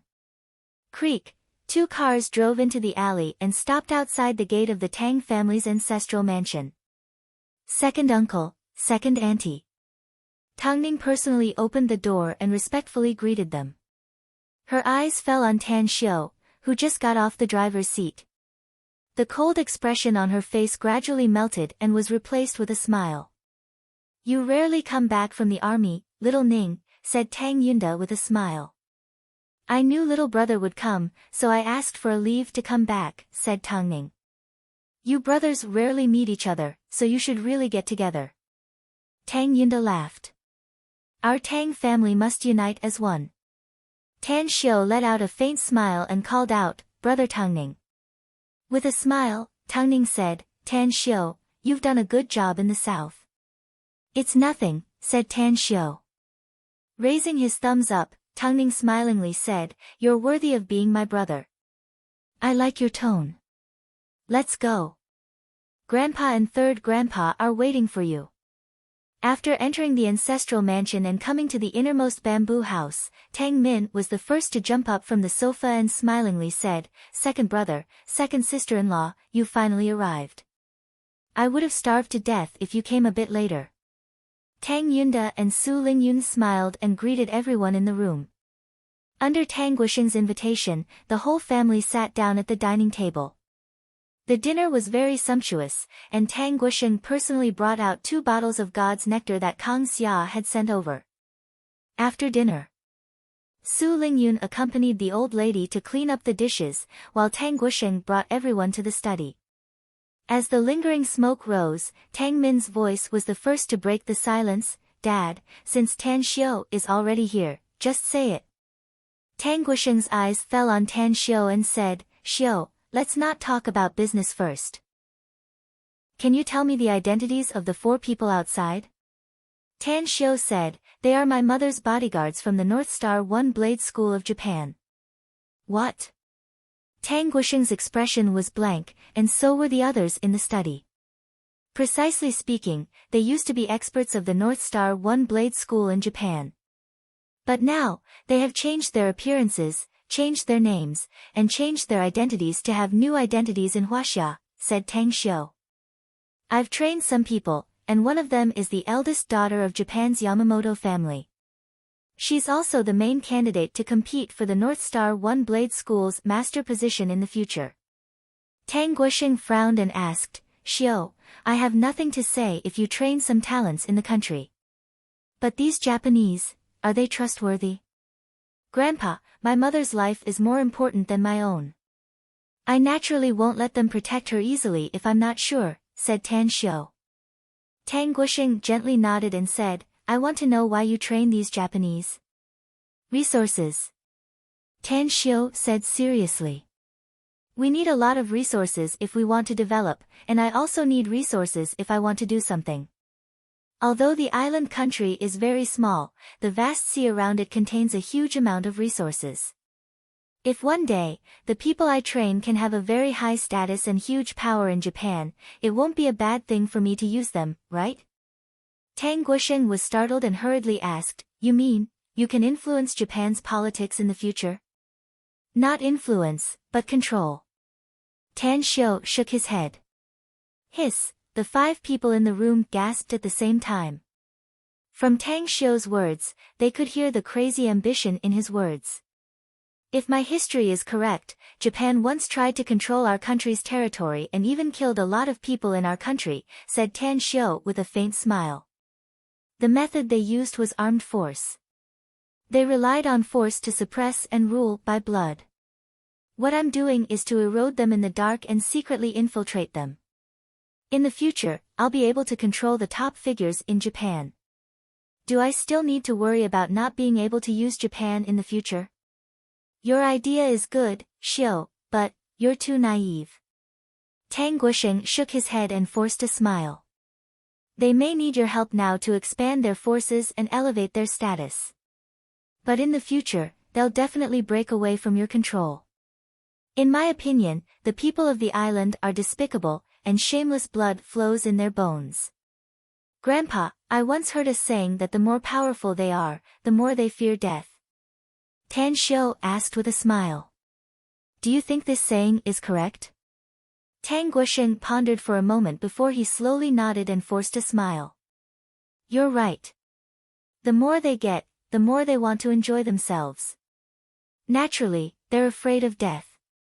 Tan Xiu raised his hand and clenched it into a fist. He confidently smiled and said, I have a way to control their life and death. Even if they try to resist with all the power of Japan, they won't be able to break away from my control. Tang Guosheng fell into silence. With a strange expression, Tang Guoshou lit another cigarette. As for Tang Min, Tang Yunda, and Tang Ning, they looked at Tan Xiu incredulously with all kinds of thoughts churning inside their minds. Let's not talk about Japan, Grandpa, said Tan Xiu with a faint smile. Let's get down to business. Tang Guosheng's eyes flickered as he nodded and said, Do you still remember what I told you on the phone? I remember, said Tan Xiu. I've discussed this matter with everyone, and I think you can handle it, said Tang Guosheng. 50 billion is all the funds our Tang family can take out in secret without anyone noticing. Since the other families are eyeing our Tang family, it'll be hard for us to not be noticed by them if we use this money. Hence, you're the most suitable person to handle it. Don't tell me you're not afraid that I'll squander all this money? Asked Tan Xiu with a smile. Will you? Asked Tang Guosheng. Don't worry. Tan Xiu shook his head and said. I'll give you a satisfactory answer before I graduate from college. Also, I want to know how many trustworthy people the Tang family has now. The trust I'm talking about is absolute loyalty to the Tang family. Tang Guosheng and Tang Guoshou exchanged glances. Tang Guoshou coughed and said, It's hard to count them, but the number is definitely more than 1,000. What about the number of martial artists? Asked Tan Xiu again. I'm talking about the talents with good skills. Tang Guoshou thought for a moment and then slowly said, At least 300 people. I'm talking about the number, the talents who are absolutely loyal to our Tang family. Some of them were adopted by our Tang family when they were young and were sent to some martial arts schools in the country to learn martial arts. Some were also sent to the army and eventually obtained good achievements. Of course, if our Tang family wants to do something, we can also send tens of thousands of people to do it without using the power of the military. Give me 20 experts who are absolutely loyal to the Tang family every year, said Tan Xiu. I'll send people to carry out special training for them. As long as they can survive and complete the special training, their strength will be doubled. Where will they be sent for special training? Asked Tang Guosheng. Jingmen Island, the Everlasting Feast Hall's HQ, answered Tan Xiu. Tang Guosheng slowly nodded. A smile appeared on his old face as he said, Then I'll wait and see. I'll draw up a list and give them to you later. The night talk went on for 3 hours. In the early morning, Tang Guoshou was sent back to his residence by Tang Ning, whereas Tan Xiu's family of 3 directly stayed in the Tang family's ancestral residence. Early the next morning, Tan Xiu received a call from Li Laozhan. However, he didn't rush to meet Li Laozhan since the underground auction would be held at 2 p.m. in the imperial capital. Instead, he followed Tang Min to stroll around many bustling areas in the imperial capital. Of course. Given Tang Min's character, the trunk of the Land Rover Range Rover Tan Xiu drove was naturally full of purchases, most of which were for Tan Xiu. Auntie, the money has arrived. On the street with an endless stream of people, Tan Xiu, who was carrying a few bags in his hands, felt his mobile vibrate. He took it out and looked at it. He then saw that 50 billion had been transferred to his account. It's good that you've received it, said Tang Min with a smile. Anyways, I'm curious. Why is your bank card's name Gu Xiaoxue? It should be a girl's name, right? Is she your girlfriend? I'm her grand master, said Tan Xiu. Tang Min couldn't help laughing and said, Grand Master? What Grand Master? Anyways, we have an agreement. If you have a girlfriend, you must bring her to see Auntie. Tan Xiu let out an indifferent smile and casually complied. He then put his mobile back into his pocket. The bank card that received the money was indeed handled by Gu Xiaoxue. A long time ago, he got a sum of money from Gu Xiaoxue, which was directly given to his bank card. Now that his identity was exposed, the hostile families would definitely investigate his information, and the assets he had in the bank would probably be found out. Therefore, this 50 billion must be kept a secret. And now, there was a total of 60 billion in his bank account. Among them, he had more than 1 billion, and Gu Xiaoxue had transferred 9 billion to this account, which was to be used to establish a medicinal garden and raise the fierce beasts. With such a large sum of money, even if Tan Xiu didn't care much about money, he was still somewhat happy inside. Auntie, I won't accompany you for lunch. I'm going to see a friend in the afternoon, so I'll go with him, said Tan Xiu with a smile. All right. Tang Min smiled. Tang Min said with a smile, go do what you have to do. When you return to Shanghai, just let me know. Sorry, I was dragged away by some internet gurus in Guangdong province for a drink yesterday, which delayed the update of the 3rd chapter. I'll try to make up for it in these 2 days. Chapter 501. At noon. Tan Xiu saw the happy Li Laozhan. What made Tan Xiu at a loss whether he had to cry or laugh was that Li Laozhan's extravagance was very big. There were 16 bodyguards in black suits and black sunglasses. They happened to meet him at the entrance of a hotel, attracting a lot of people's attention, thinking that they were shooting a movie. Old brother Li, can't we keep a low profile? Tan Xiu wore a casual outfit, a cap, and a pair of big black sunglasses. He dressed like this mainly because he was surrounded by countless people when he accompanied his aunt, Tang Min, to go shopping in the morning. After all, today was different from the past. First, there was the Demon City University's freshman welcoming party where he played the zither and sang. Later, there was the young divine doctor of Star City Chinese Medical Hospital, making him look like a star. No. He was even more popular than a star now. From aunties in their 80s to teenagers, as long as they recognized Tan Xiu, they would salute him one after another. There were also countless people asking for autographs and photos. Li Laozhan grinned and said, Brother Tang, I don't have any other choice. I'm afraid that some people will have crooked thoughts if I carry the fishbowl ancient sword. But you, how come you're so low-key?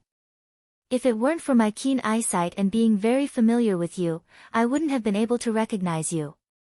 Tan Xiu forced a smile and said, I don't think I'm low-key enough. Ever since the video of me giving medical services at Star City Chinese Medical Hospital was posted on the internet, I've been suffering whenever I go out. People can recognize me no matter where I go. Now, I can't wait to go to H country and get my face properly plastic surgery. Ha ha ha, Li Laozhan burst into laughter and said, I've also seen the video of you giving medical services at Star City Chinese Medical Hospital. It's very good. Especially when she said that she wanted to donate money, it warmed my heart. This old brother of mine may not have any achievements in the medical field, but I do have a kind heart. Therefore, I also donated 1 million yuan to the Star City Chinese Medical Hospital's fund. I must say, the fund column on the Star City Chinese Medical Hospital's official website is really good. It's transparent enough, and it's enough to make the good people who donate feel relieved. Tan Xiu smiled bitterly and said, regarding the donation, I did a good deed unintentionally. Alright, let's not talk about this anymore. Let's talk about the underground auction. Where will it be held? The venue is very hidden, to the point that you can never imagine it, said Li Laozhan. Come with me. There are less than 2 hours left until the auction. If we hurry, we should be able to get there before 2 o'clock. Yongding River. It was one of the 5 major river systems in the imperial capital, the largest of the 5 major river systems in the Hai River, and the largest river system in the city. The underground auction would be held on the Yongding River. Old Brother Li, are you mistaken? Are we really going to take this wooden boat to the underground auction? At a certain section of the river bank, Tan Xiu asked in disbelief as he looked at the dozens of small wooden boats in front of him and the burly men in black suits with headphones. Li Laozhan grinned and said, "How about it? You didn't expect this, did you?" Every time the Situ family held an underground auction, it would always amaze everyone. This year's new trick really didn't disappoint me. Did you see that? I know those people on the boat in front. They're also here to participate in the auction. Tang Xiu looked around and nodded, praising, "It's indeed novel and novel. These Situ family people are really imaginative. Let's go. Since we've come to the right place, let's go straight to the auction venue. I really want to see what kind of scene it is." Li Laozhan let out a faint smile and came to the boarding gate side by side with Tan Xiu, but they were stopped by the ship guards. One of the burly men checked the invitation given by Li Laozhan and then said, "Mr. Li, you can only take 3 people to board the boat at most." "I know." Li Laozhan nodded. After boarding the boat with Tan Xiu, he gestured to 2 of the bodyguards. Then, the group of 4 boarded the boat and rowed toward the distance of the river. 10 minutes later, Tan Xiu finally saw the scene of the auction venue. He looked at the middle of the wide river, where a platform half a meter high was temporarily built and surrounded by small boats. Each boat was tied with iron chains, with 2 layers of chains extending to the shore. Old Brother Li, I'm also speechless after seeing this scene. Tan Xiu was at a loss whether he had to cry or laugh as he shook his head and couldn't help but sigh. Li Laozhan, on the other hand, felt that it was quite novel. He chuckled and said, "It's indeed very interesting. Look at those boats. Many of them are somewhat familiar, and I even know some of them." "That's right, we're late, so I'm afraid we'll be the last ones, right? But it doesn't matter since it won't affect our bidding. I just came here to widen my knowledge and experience." Tan Xiu shook his head and smilingly said, "I also want to see you fight with that guy who wants to get your Yuchang sword and compete in terms of financial resources. I'm afraid I won't have much use for this auction." "That's right, if you don't have enough money for the auction, I can lend you some." "You're joking, Brother Tang." Li Laozhan couldn't help laughing and said, "The magnificent Tang Corporation may have made a lot of money recently, but we still need money in other places. Don't worry about it.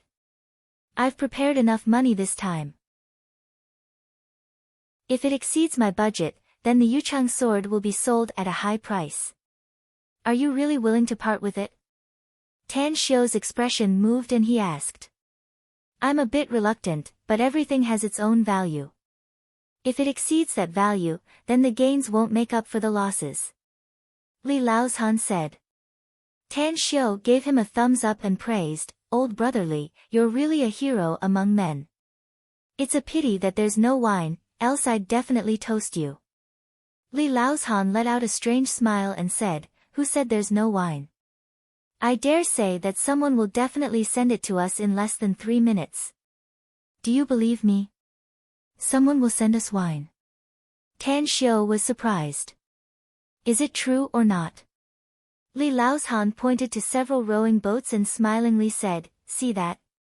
Those boats should be delivering wine, fruit plates, and desserts to the guests." The clansmen of the Situ clan have one thing in common, and that is that they especially like to curry favor. They are very attentive when dealing with people. I heard that every time the underground auction is held, the guests will feel at home. Sure enough. A few minutes later, a small boat rowed to the side of Tan Xiu's boat. A stalwart man took a rope and fixed the boat on the iron cable.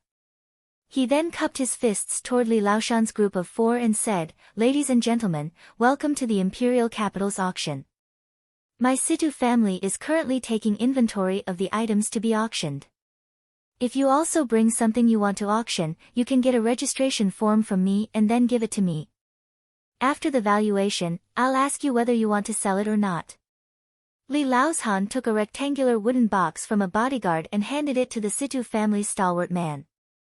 He then filled in the information and signed the entrustment agreement with the other party. Then, he took the tea, wine, fruit plates, desserts, and other things from the other party. The Situ family's arrangement is really good. However, I've heard about those big families in the imperial capital. But why haven't I heard of this Situ family? Tan Xiu waited until the other party left and then asked in a low voice. The Situ family is, after all, a member of the occult sect, and they don't have many family members, said Li Laozhan with a smile. Even if this family has huge wealth and a deep network of contacts, they don't involve themselves in politics after all. Each and every one of their family members is very low-key, so they don't have any fame. However, don't underestimate this family. I dare say that those medium-sized families in the imperial capital are on par with the Situ family. They're that powerful? Tan Xiu was surprised. A family that has been operating for 100 years may have a very deep heritage, said Li Laozhan. But the Situ family has been operating for more than 100 years. I heard that during the age of turmoil, the Situ family tried their best to hide themselves and greatly avoided the family's losses. Later, the torrent of reform also didn't have much impact on their family. Therefore, don't underestimate the Situ family. Having said that, Li Laozhan lowered his voice and continued, Brother Tang, you're a martial arts practitioner, so you should know that these families are not only interested in wealth and the power to control their family members, but also the strength and number of martial artists in the family. I heard that the Situ family is also a martial arts family, and each of their family members is a top-notch expert. The member of the Situ family who just delivered the things to us has a good skill. Tan Xiu nodded. Old brother Li, I'm afraid that your skill is slightly inferior to that person. Li Laozhan awkwardly said, Don't mention my meager strength, Brother Tang. It's too shameful.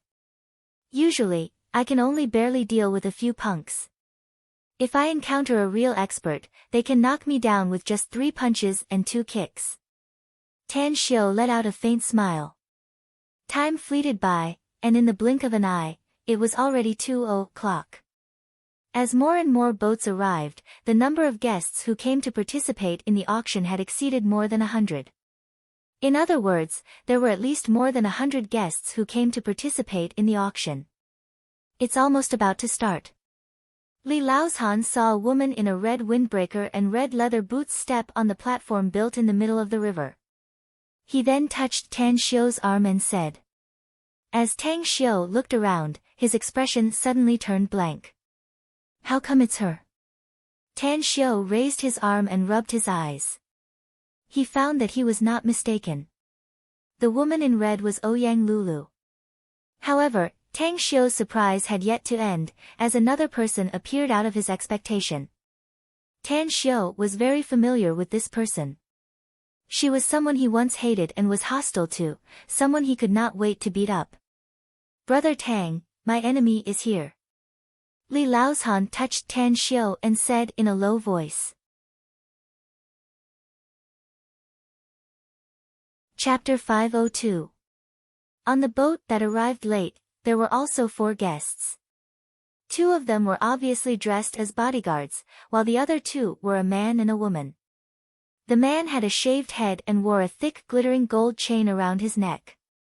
There was a faint smile on his chubby face, while the woman had a beautiful appearance and was dressed in professional attire. Tan Xiu's eyes only lingered on the bald middle-aged man for a moment before falling on the woman because she had a deep relationship with Tan Xiu. Wang Daoyuan, the boss of Goldman Sachs Construction Materials in the imperial capital. Li Laozhan squinted his eyes and looked at the approaching man.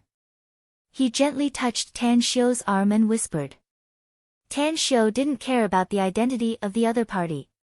What he cared about was why Sujinan appeared beside Wang Daoyuan and dressed in professional attire. The boat approached. Wang Daoyuan, who was sitting in the boat, took out a cigar box from his bosom and took out 2 cigars from it. When the 2 boats were only 2 meters away from each other, he threw one to Li Laozhan and put it in the corner of his mouth while looking at Sujinin. What made him raise his brows was that his little secretary didn't look at him, but looked at the young man beside Li Laozhan with an ugly expression. It's him. Wang Daoyuan's expression moved and quickly recognized Tan Xiu's identity. He immediately took out another cigar and threw it to Tan Xiu, saying with a smile, "Brotherly, I didn't expect you to know Divine Dr. Tang. I may be a boorish man, but the great name of Divine Dr. Tang is like a thunderclap piercing my ears." Tan Xiu caught the cigar and nodded to Wang Daoyuan. His eyes then fell on Sujinin again and indifferently said, "Go home if you're crazy enough outside. I'll keep the house in Star City for you. It's the same key as before." A bit of hatred surged in Sujinin's eyes as she angrily shouted, "We don't need your pity. The winner is the king and the loser is the thief. That house is yours, not ours." "Humph, you still remember that your surname is Su?" Tan Xiu snorted coldly. "If you haven't forgotten your ancestors, find some time to go back to the Su family village to see your grandmother. Xiang Fei has been doing well recently. At least he understands filial piety now." Sujinin said angrily, "It's none of your business whether I understand filial piety or not." Tan Xiu sighed inwardly. He turned his head and glanced at Li Laozhan and Wang Daoyuan, who had strange expressions on their faces, and lightly said, "Both of you, there are unpredictable winds and clouds in the heavens, and people have their own fortunes and misfortunes. Life was never easy. It was better to squash enmity than keep it alive. Regardless of whether you get what you want today, I hope that you can live in peace in the future. The auction is over. I'll be the host tonight. I hope the 2 of you will do me the honor." Li Laozhan instantly understood that the reason why Tan Xiu said that was probably because of his batch of steel. He nodded slightly and looked at Wang Daoyuan. Wang Daoyuan squinted his eyes and smilingly said, "Since Divine Dr. Tang said so, I naturally can't refuse. As the local tyrant of the imperial capital, let me be the host tonight." Tan Xiu shook his head and said, "I must treat you to this dinner tonight. Consider it as me helping you resolve a small conflict. Don't worry. I'm a member of the Tang family, so I have the money to eat and drink." "A member of the Tang family?" Wang Daoyuan stared blankly for a moment before his pupils suddenly shrunk. His plump body instantly straightened up and said with a smile, "Since Brother Tang is treating me, then I'll definitely bring the god's nectar that I obtained with great difficulty." A smile appeared on the corner of Li Laoshan's mouth as he said, "Brother Daoyuan, since Brother Tang is treating us, then the god's nectar must be brought by him. In any case, none of us has more god's nectar than him. Brother Tang can get a lot of god's nectar through his connections." Wang Daoyuan was surprised. An angry look flashed in Sujinin's eyes as she sat next to Wang Daoyuan. But after hearing Wang Daoyuan's words, she lowered her voice and said, "Boss, he's the magnificent Tang Corporation's boss." "What?" Wang Daoyuan's complexion changed and he looked at Tan Xiu with disbelief. With his keen hearing, Tan Xiu could naturally hear Sujinin's words easily. He then lightly smiled and said, "Yes, I'm the magnificent Tang Corporation's boss." With a shocked expression, Wang Daoyuan deeply observed Tan Xiu a few times and sighed, "Every generation has its own talents, and each of them has been in the limelight for decades. Brother Tang is so young, yet your business is so prosperous. You're really not simple. All right, then. I'll thicken my face and follow Brother Tang to have a good drink tonight. As for Brother Li's steel, I'll return it to him early tomorrow morning." Tan Xiu let out a faint smile. Li Laozhan cupped his fists and smilingly said, "Brother Wang, we're doing the same business. I hope we can get closer and cooperate more in the future." "That's for sure," said Wang Daoyuan with a smile. Having said that, he turned to look at Sujinin and silently pondered the relationship between this little secretary of his and Tan Xiu. Tan Xiu was an intelligent man. Upon seeing Wang Daoyuan's expression, he lightly smiled and said, "Brother Wang, since this insensible cousin of mine is working in your company, I hope you can take care of her in the future. If she doesn't perform well one day, you don't need to retain her for my sake. Just drive her back and I'll arrange something for her to do. It's none of your business." Sujinan glared at Tan Xiu. Wang Daoyuan's heart moved. A smile immediately covered his face as he cupped his fists and said, "Brother Tang, rest assured. Yanning is in my company, so I won't let her suffer any losses." Originally, Wang Daoyuan had planned to sleep with this capable and hard-working secretary of his. But now that he knew about her relationship with Tan Xiu, he immediately dispelled the idea. If Tan Xiu was only the young divine doctor of Star City Chinese Medical Hospital and the big boss of the magnificent Tang Corporation, perhaps he would only dread him, but he wouldn't be afraid. But Tan Xiu also had another identity. He was a member of the Tang family in the imperial capital. This was something he didn't dare to provoke. Sujinan looked at Wang Daoyuan and then at Tan Xiu. Her heart was full of bitterness. She originally thought that with her recent diligence and ability, she would be able to get a good income in the Goldman Sachs construction material company in the future and get a good development. Even if she left the Goldman Sachs construction material company in the future, she could still have a lot of capital and recreate the glory of her Su family in the past. At that time, she would definitely stand in front of Tan Xiu and let him know that her family was not someone he could bully. If possible, she would even make trouble for Tan Xiu and make him regret what he had done to her parents. However, at this moment, she realized that she and Tan Xiu were not on the same level. Even if she worked herself to death in the future, it would be very difficult for her to reach his height.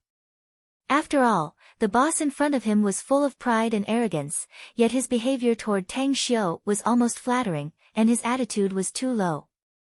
"No, I can't give up." Sujinan clenched her fists and coldly glared at Tan Xiu before she moved her eyes away. At this time, on the platform built in the middle of the river, Ouyang Lulu nodded to a row of pretty girls holding trays behind her. She then picked up the microphone on the table, looked around and said with a smile, "Welcome to the 181st Imperial City Auction, everyone. I'm honored to be invited by the Situ family to preside over today's auction. I'm Ouyang Lulu, from Jingmen Island. It's time for the auction to begin. Everyone who has come to participate in this auction is a big shot, and your time is very precious. Therefore, I won't take up any more of your time. I hope that everyone will be able to purchase the items that you are satisfied with in this auction.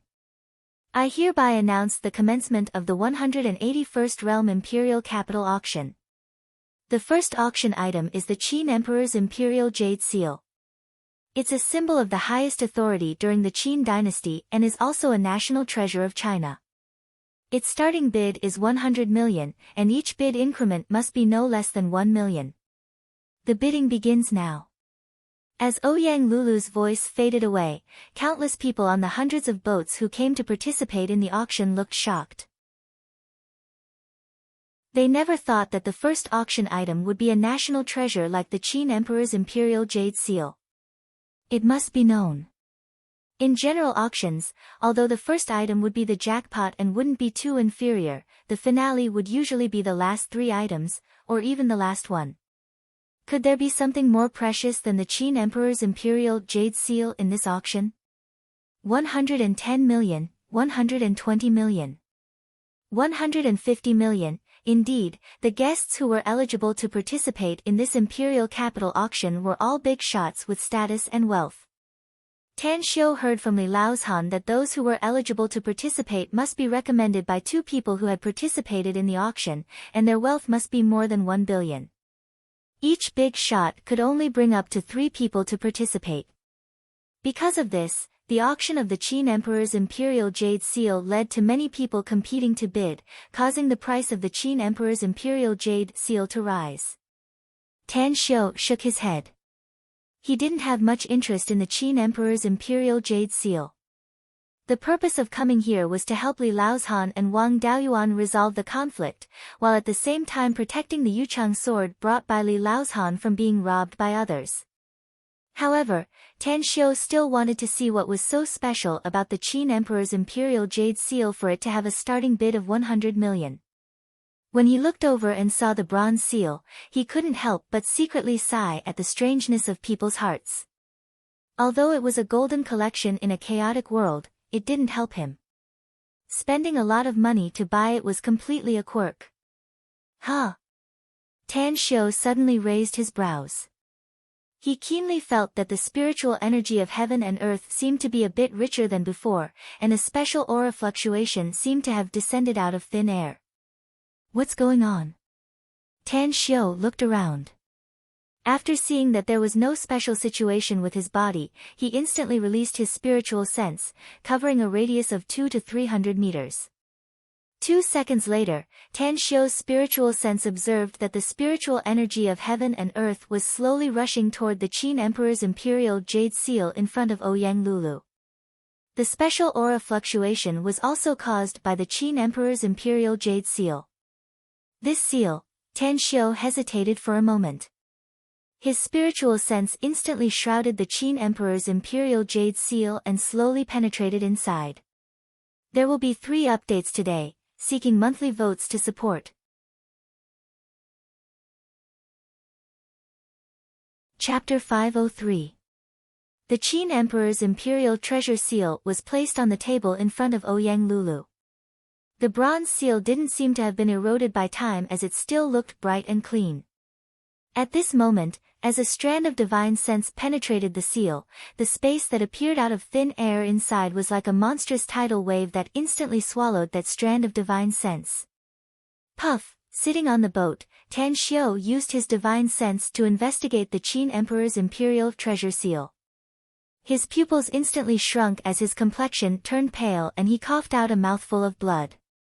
At the side, Li Laozhan turned his head. After seeing Tan Xiu's appearance, his complexion greatly changed. He quickly supported Tan Xiu's arm and hurriedly asked, "Brother Tang, are you all right?" Tan Xiu's eyes were fixated on the Qin Emperor's imperial treasure seal as if he didn't hear Li Laoshan's question. At this moment, a storm was set off in his heart.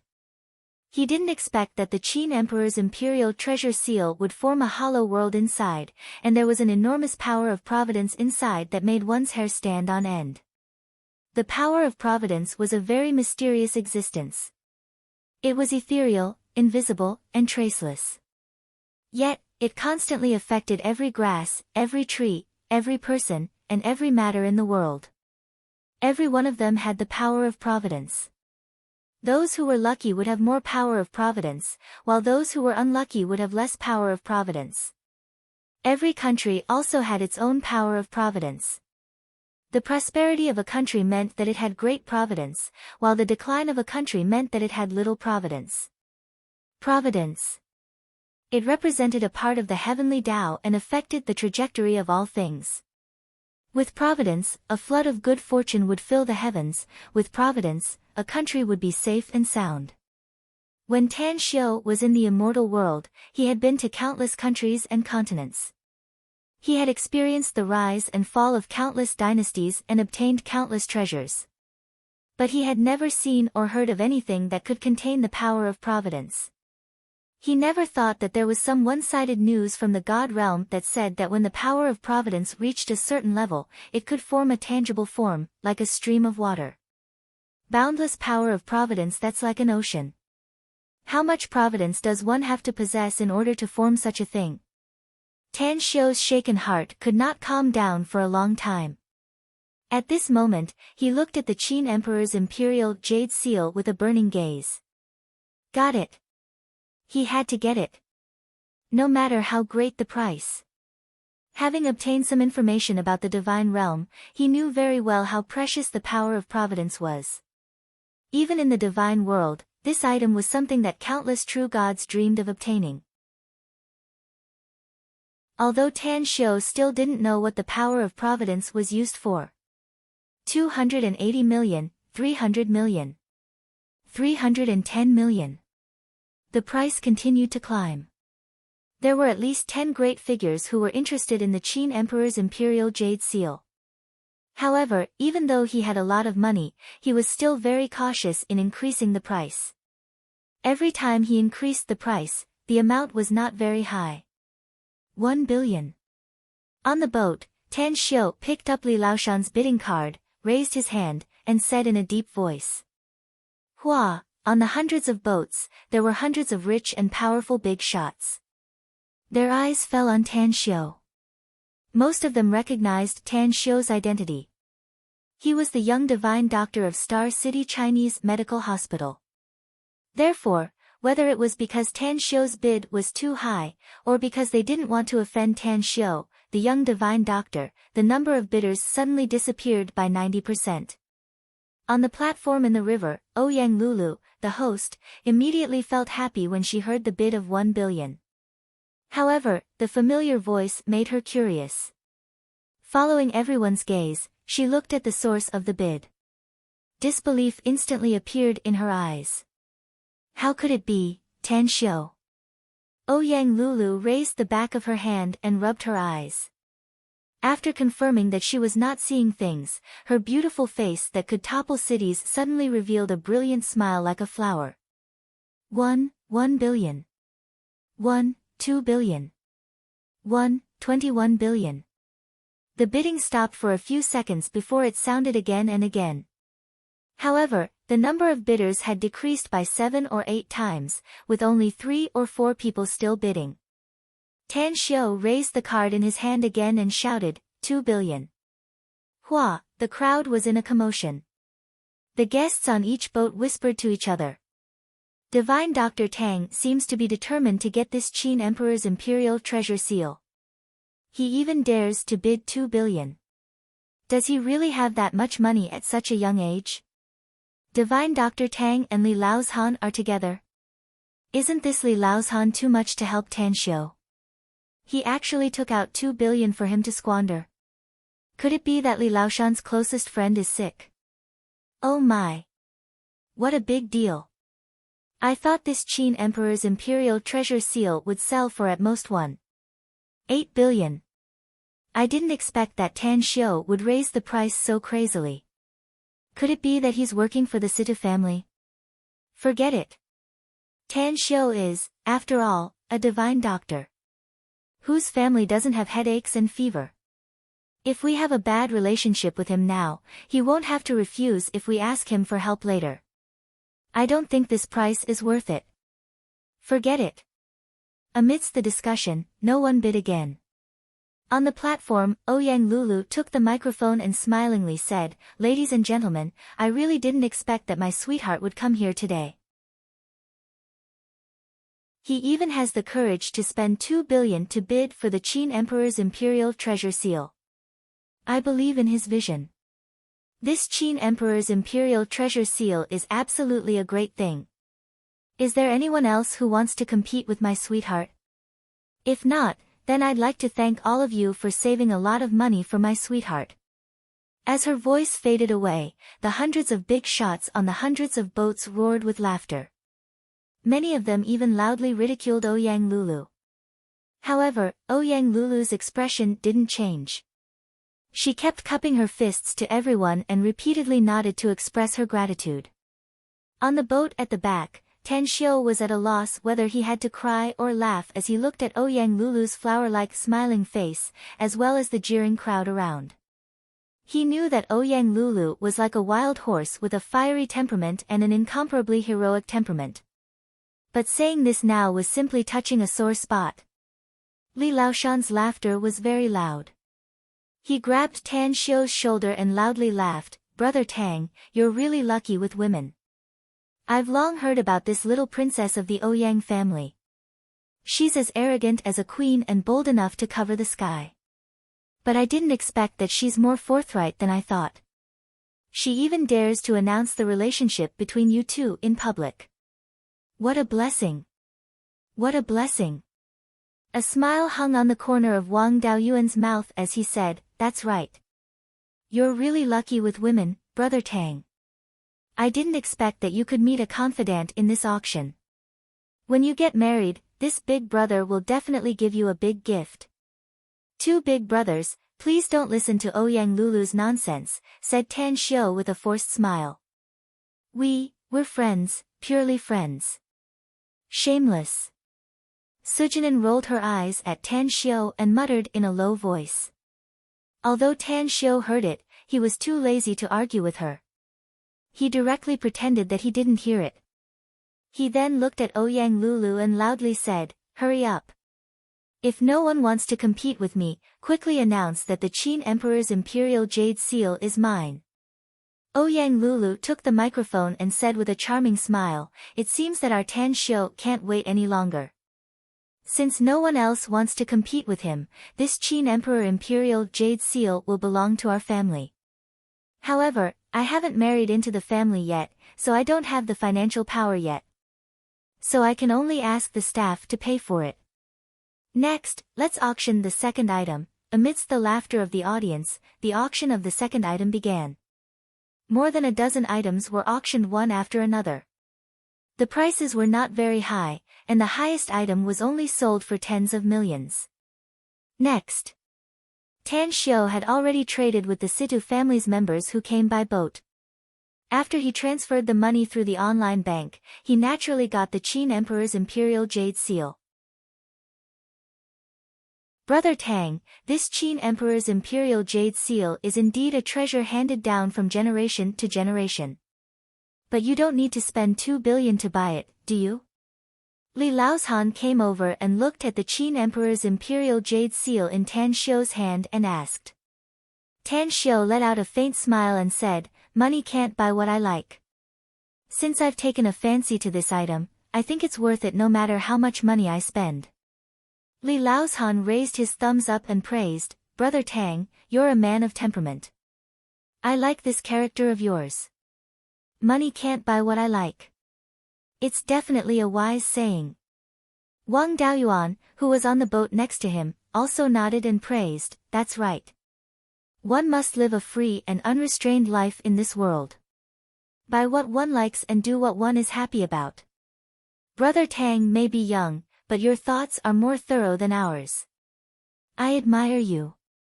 "You're overpraising me, big brothers," said Tan Xiu with a faint smile. Sujunin was speechless toward Tan Xiu's performance. In her opinion, Tan Xiu's behavior was just a wastrel. Despite her deep resentment toward Tan Xiu, she was still somewhat distressed about the money. It was 2 billion. She was already complacent when her Su family had tens of millions in assets. But now, she didn't expect that Tan Xiu would be so rich to this extent. It must be known. Half a year ago, Tan Xiu was still a poor and foolish student. Not only was his family poor, but he also had a silly character. In less than half a year, he had unexpectedly undergone earth-shaking changes, which she couldn't figure out. However, she also faintly regretted that she treated Tan Xiu so badly in the beginning. If the relationship between the two families could be better, it would be a great fortune for the Su family after Tan Xiu had the ability. Especially when Tan Xiu was actually a descendant of the Tang family in the imperial capital. If her family knew about this in the past, perhaps they wouldn't have treated Tan Xiu and her aunt, Su Lingyun, coldly and humiliated them, but would have flattered them instead, right?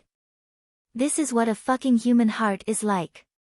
A bitter and astringent feeling arose in Sujunin's heart as she silently lowered her head. Although she still had a lot of hatred toward Tan Xiu, she felt more regret and a heavy reflection.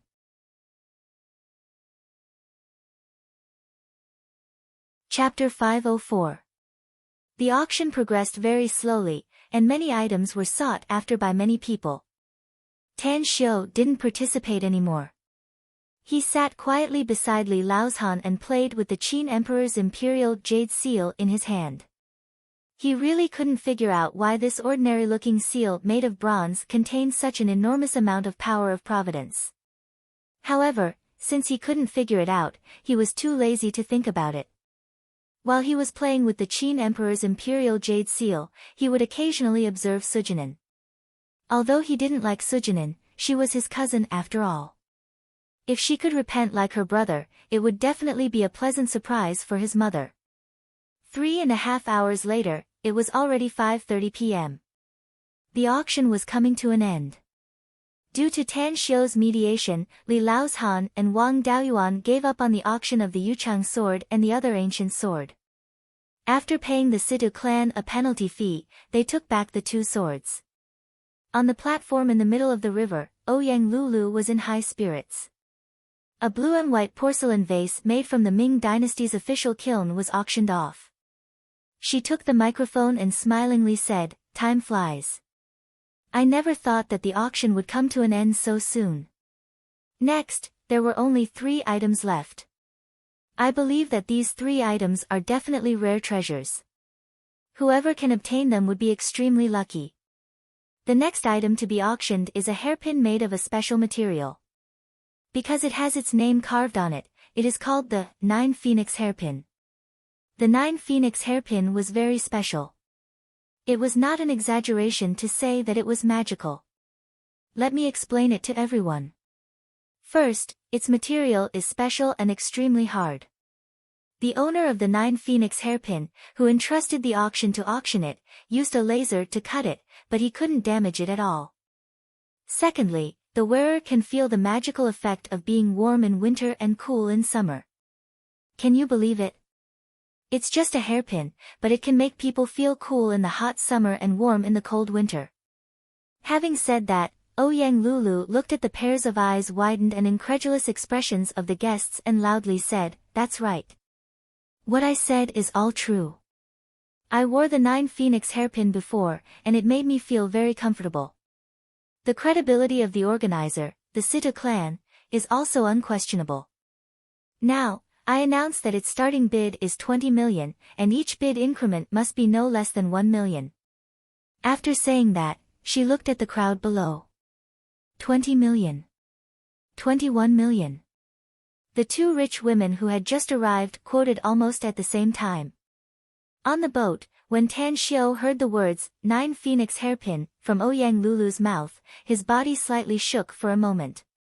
When his eyes fell on the hairpin, he immediately stood up.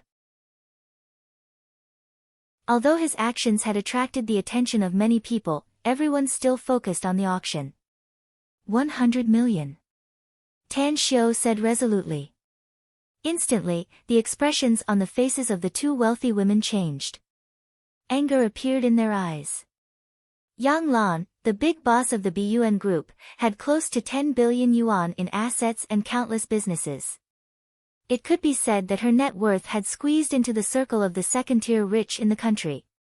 Most importantly, she was only 40 years old this year, and this family fortune was all earned by her own hard work. When she saw the 9 Phoenix hairpin, she was attracted by the golden hairpin and liked it even more. Therefore, she had made up her mind to buy it even if she had to spend a lot of money. But who would have thought that someone would suddenly appear out of nowhere, and this person turned out to be the famous young divine doctor, Tan Xiu. She knew that Tan Xiu was rich. Otherwise, he wouldn't have bought the first item in the auction for 2 billion yuan. However, she was determined to get the 9 Phoenix hairpin. 200 million.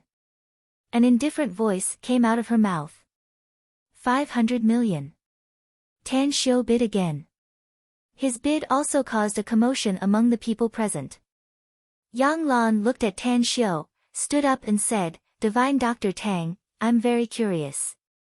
You're a dignified man, so why do you want to snatch this 9 Phoenix hairpin from a woman like me?" "This 9 Phoenix hairpin was originally mine," said Tan Xiu. "I gave it to a junior, but she lost it. Now, it shouldn't be a problem for me to buy it back, right? It's yours." Yang Lan frowned. After a moment of silence, she gritted her teeth and said, 1 billion. "I'll give up if you can come up with more than 1 billion. 1 billion. Tan Xiu said resolutely. Yang Lan forced a smile and shook her head as she slowly sat down. In the end, the 9 Phoenix hairpin was obtained by Tan Xiu. When he took the 9 Phoenix hairpin in his hand, a complicated expression appeared in his eyes for a long time. This 9 Phoenix hairpin was indeed refined by him. It was even a gift he gave to his beloved Shui Qingcheng, a top-grade immortal artifact. He couldn't figure out how this thing appeared on Earth and was even obtained by someone else. However, he already had a faint guess in his heart that this matter should be related to Gu Yan. Now that he had bought the 9 Phoenix hairpin, he would wait for Gu Yan to wake up and ask her the reason. Brother Tang, was this 9 Phoenix hairpin really yours? Li Laozhan leaned over and curiously asked. That's right. Tan Xiu nodded. Not only is it mine, but I also made it myself. It's just that there are some things I can't figure out, so I bought it now. I'll slowly understand some things later. With a strange expression, Li Laozhan said, it seems like there's a story behind it, no? Tan Xiu smiled indifferently and said, there's indeed a story behind it, but it's a private matter. Li Laozhan nodded and no longer talked about this topic. After all, it was not convenient for him to ask about Tan Xiu's private matter. He was just curious that Tan Xiu could actually make a hairpin. Moreover, the craftsmanship was so exquisite. Next. Tan Xiu didn't have much interest in the second auction item. Although the auction price was also hundreds of millions, it had nothing to do with him. On the auction stage, Ouyang Lulu's expression was a bit complicated. She knew that Tan Xiu had something weighing on his mind and even buried a big secret in his heart. Yet, he unexpectedly spent a lot of money to buy a hairpin today, which made her feel sour inside. After all, he was a man and didn't need a hairpin, so this hairpin must be related to a woman. The last item is the dragon-seeking plate. The organizer of the auction once told me that I'm not allowed to explain the dragon-seeking plate during the auction. Therefore, I'll directly announce its base price, 100 million, and each increment must be no less than 10 million. Now, let the bidding begin. After Ouyang Lulu finished speaking, she picked up a 20 to 30 centimeter compass-like object. Dragon-seeking plate. What's that? The finale turned out to be this inexplicable thing. What's its origin? What function does it have? What the hell is the Situ family doing? Is this thing more precious than the Qin Emperor's imperial jade seal? Ridiculous. More than half of the hundreds of rich people present were talking about it. However, when the name of the dragon-searching plate was announced, 20 to 30 elderly people on the hundreds of small boats stood up. Even though the boats were rocking, they all stood perfectly straight. Their eyes were filled with passion as they stared unblinkingly at the dragon-searching plate. A small magic tool. Tan Xiu raised his brows. He was a bit surprised. It had been some time since he returned to Earth, but he had hardly seen a magic tool. Through his perception, he found that this magic tool had the function of seeking dragons and exploring caves. It was definitely a treasure in the eyes of those who dabbled in feng shui. I bid 200 million, 300 million. 500 million, 1 billion. The price of the dragon-seeking plate skyrocketed. In just 4 to 5 minutes, the price had been raised to 4 billion. None of the bidders increased the price by less than 100 million. Li Laozhan, who was sitting next to Tan Xiu, was dumbfounded as he looked at those old men with different expressions. He gently touched Tan Xiu and asked in a low voice, "What's going on, Brother Tang? Who are these people? I've been paying attention to them before. Many of them have never bid for an item in this auction. They're just here to be bystanders. But now, they're competing with each other for some unknown item. Even I'm afraid of the amount of money they're spending. What's going on here?" The dragon-seeking plate is used to find spiritual veins, ominous and spiritual caves, Tan Xiu said lightly. It's very easy to use it to explore ancient tombs. This thing is very precious in the eyes of those who dabble in feng shui. It's almost as precious as their lives. You mean, they're all feng shui masters? Li Laozhan was shocked. I don't know. Tan Xiu shook his head. Li Laozhan gulped and no longer spoke. While he was talking with Tan Xiu, the price of the dragon-seeking plate was raised again to 3 billion. Old Ghost Zhu, do you really want to compete with me? An old man looked at the old man who bid 3 billion and angrily asked. I'd rather go bankrupt and lose everything for the dragon-seeking plate, said the old man addressed as Old Ghost Zhu resolutely and decisively. Fine, fine, fine. You win. The old man pointed to Old Ghost Zhu and finally sat down with an unwilling expression. Old Ghost Zhu then looked at the other two old men who were still trying to compete with him and said in a deep voice, You can increase the price as much as you want, but I must get this dragon-seeking plate no matter how much you bid. We've known each other for many years and you should know how important this dragon-seeking plate is to me. The two old men exchanged glances and one of them unwillingly said, I'll bid 1 billion. I'll give up if your bid is higher than this number. 2 billion. Old Ghost Zhu said again. The two old men fell into silence for a moment and then sat down. They also hoped to get the dragon-seeking plate, but they also knew that they couldn't compare with Old Ghost Zhu in terms of financial resources. They even knew that this dragon-seeking plate was the heirloom of the Zhu family more than 200 years ago. Compete? They could compete for it. If they joined hands, they could definitely suppress Old Ghost Zhu in terms of financial resources. But they were well aware that once they did so, they would become enemies with Old Ghost Zhu and would be watched by the Zhu family at all times in the future. Today, I present the third chapter. My ranking has fallen sharply. I beg for monthly votes to support me.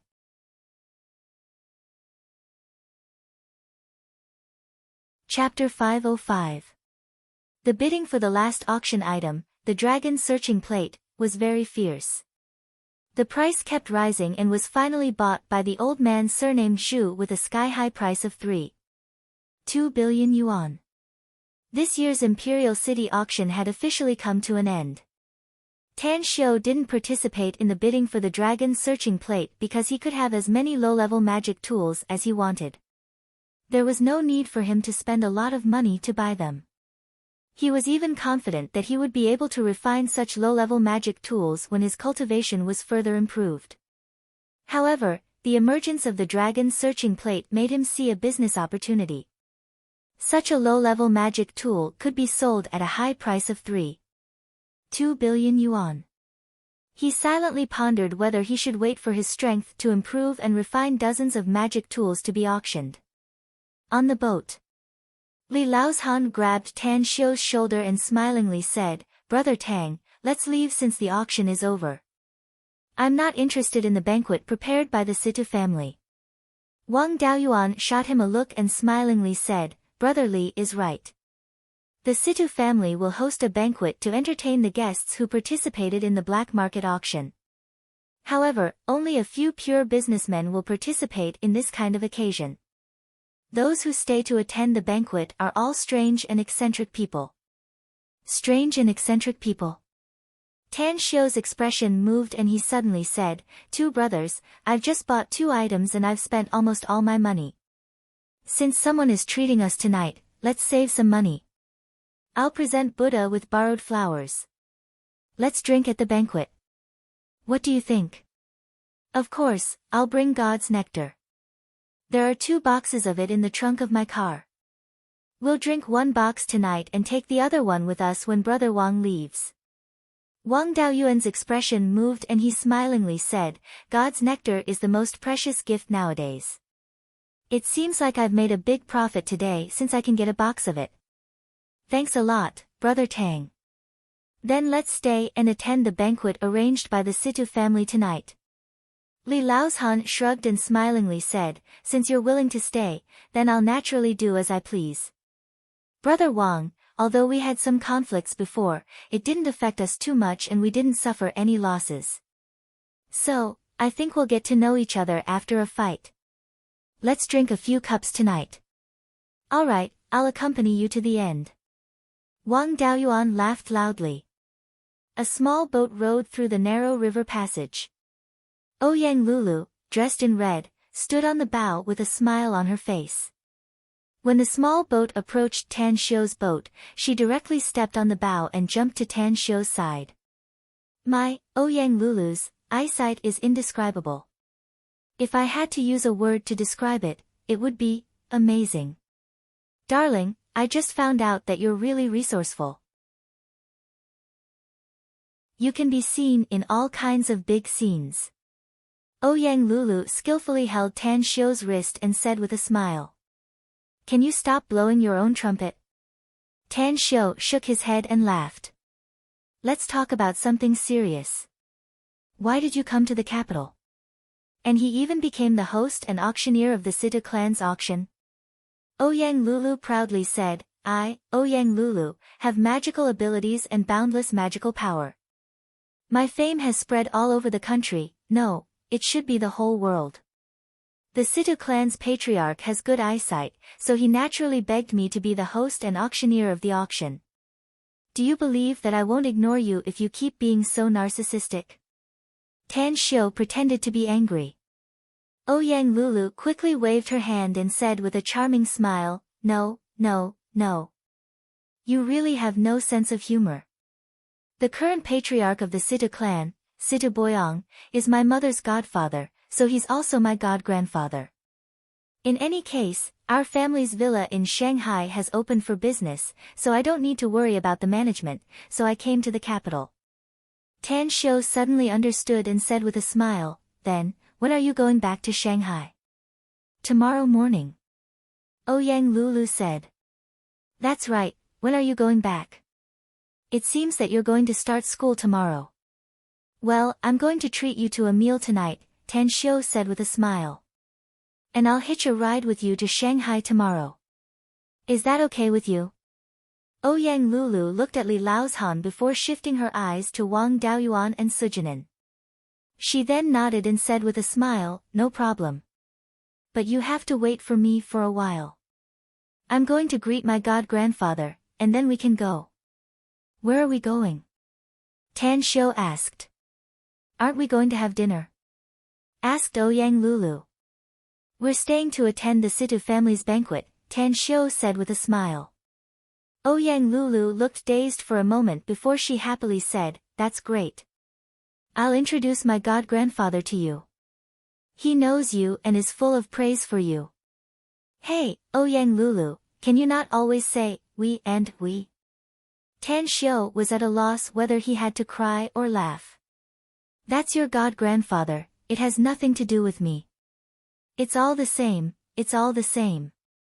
Ouyang Lulu smiled like a flower and waved her hand. She immediately urged the staff to row the boat to the shore. Ouyang Lulu even shamelessly pestered Tan Shio to ride his car and rush to the hotel where the Situ family prepared the banquet. Li Laozhan handed the Yuchang sword he brought to the bodyguards and sent them away. Wang Daoyuan also did the same. After handing the sword to the bodyguards, he took Sujinin and Li Laoshan's car to the hotel. Originally, Sujinin didn't want to go to the banquet, but Wang Daoyuan knew that Sujinin was Tan Shio's cousin. In order to get along better with Tan Shio, he finally made Sujinin compromise. At the Imperial Capital International Hotel. The banquet was held by the Situ family in the banquet hall on the 28th floor. Along with the end of the auction, many guests who participated in the auction had already rushed over. The entire banquet hall was decorated extravagantly. Soft crystal lamps illuminated every corner of the hall, while beautiful waiters and waitresses served wine and snacks on the dining tables. What surprised every guest who arrived was that there were 2 bottles of God's nectar on each table. Next to the banquet hall, in a luxurious room, Situ Boyong was quietly reading the documents. He was over 60 years old, yet he was full of spirit and had a ruddy complexion. In front of him, a middle-aged man and a woman stood quietly with a smile on their faces. Dad, Lulu's performance is good. Her gift of eloquence has finally been shown. Therefore, the auction held by the Situ family has auctioned many items at very high prices, much higher than what we originally expected. Situ Chao waited for Situ Boyong to read the documents and reported with a smile. It's indeed very good. Situ Boyong nodded with satisfaction. Ah, that's right. You're all back. Where's Lulu? Situ Chow forced a wry smile and said, Dad, Lulu saw her sweetheart. The auction has just ended and she went to look for him. Tan Xiu. Situ Boyang's expression moved and asked, could it be that the young divine Dr. Tan Xiu also participated in the auction held by our family? Situ Chow nodded and said, that's right. He also bought 2 items at a high price, with a total value of 3.1 billion. 2 items? Situ Boyong was surprised. Could it be the Qin Emperor's Imperial Jade Seal and the 9 Phoenix Hairpin? The total value of these 2 items is exactly 3.1 billion. Yeah, it's these 2 items, said Situ Chow with a smile. Situ Boyong nodded and smilingly said, I met your uncle Ouyang in Jingmen Island a few days ago and heard a lot about Tan Xiu from him. He's an amazing young man. He's indeed amazing, especially the magnificent Tang Corporation he founded. Its future development potential is simply enviable. Situ Chow said, further, he's also a divine doctor, which is beyond my expectation. Lulu has always had her eyes set on the top of her head. If this Tan Xiu isn't good enough, I'm afraid it would be difficult for him to get her favor. Situ Boyong nodded and said, you'll get in touch with this Tan Xiu later. If he's really good, get closer to him. Situ Chow hesitated and said, Dad, but his identity. Situ Boyong waved and said, I know he's a member of the Tang family and his identity is very sensitive. But if our family wants to survive in the imperial capital, it's bound to be closer to some other families. Although the Tang family has been declining in recent years, a starving camel is still bigger than a horse. Once an outstanding talent emerges in the Tang family's offspring, I believe it's not impossible to revive the family's glory. Compared to the Tang family, the Yao family is too powerful.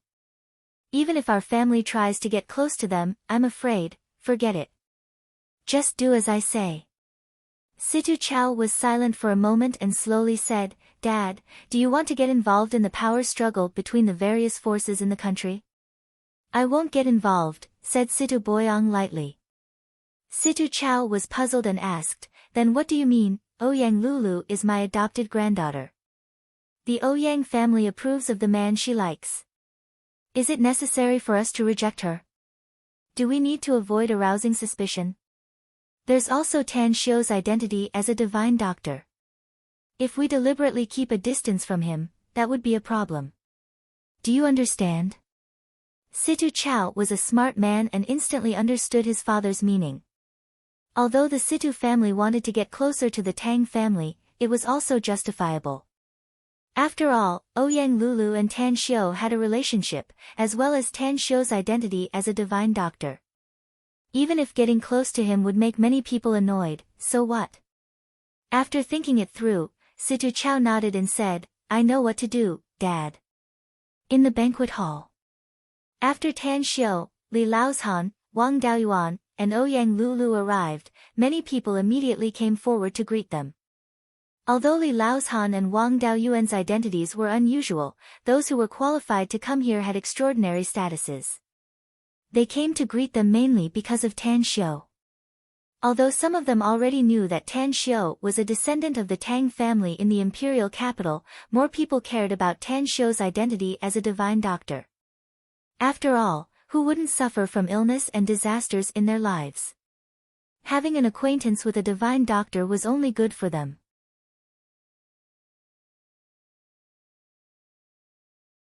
Chapter 506. Although Tan Xiu didn't like this kind of social interaction, he came with a purpose today. Therefore, after exchanging greetings, he led Ouyang Lulu, Li Laozhan, and Wang Daoyuan to a remote corner and sat down in front of a table. Tan Xiu, why do you look like you're suffering while exchanging greetings with others? Ouyang Lulu smiled and moved closer to Tan Xiu's side. I really hate this kind of greetings without any substance. Tan Xiu said with a helpless expression. Maybe people will forget who you are after talking for a while. Even if they remember you, it may be troublesome to get it. Having a purposeful relationship is definitely not as good as having a pure bosom friend. That's right. Li Laozhan clapped and smilingly said, Brother Tang's words really hit the bottom of my heart. When we first met in Saipan, we didn't know each other's details at all. We didn't even know each other's names. It's just that the other party is very interesting, and after getting to know each other, we felt that we hit it off. At the side, Wang Daoyuan's expression moved and he quickly asked, Brother Li, you said that you and Brother Tang met in Saipan. I heard that there's a big project going on there in the last 2 months. Could it be? It has nothing to do with me. Li Laozhan waved his hand and smilingly said. Although I also got the news, my business hasn't reached overseas yet. Nodding with a thoughtful expression, Wang Daoyuan said, I once sent some people to investigate after I heard about the big project over there. Unfortunately, I didn't find much news. I only heard that someone bought an island and rebuilt it. What a pity. Such a big project, yet I didn't get it. Otherwise, I would have really made a fortune. Li Laozhan glanced at Tan Xiu with a strange expression and fell into silence. Ouyang Lulu, who was sitting next to Tan Xiu, once again leaned toward Tan Xiu and spoke in a voice that only the two of them could hear. Tan Xiu, are they talking about the island you bought? It should be. Tan Xiu also replied in a very low voice. But I don't want this matter to be known by many people, so don't talk too much. Got it. Ouyang Lulu smiled. The banquet hosted by the Situ family was very casual. As the host, the patriarch of the Situ family, Situ Boyang, personally came.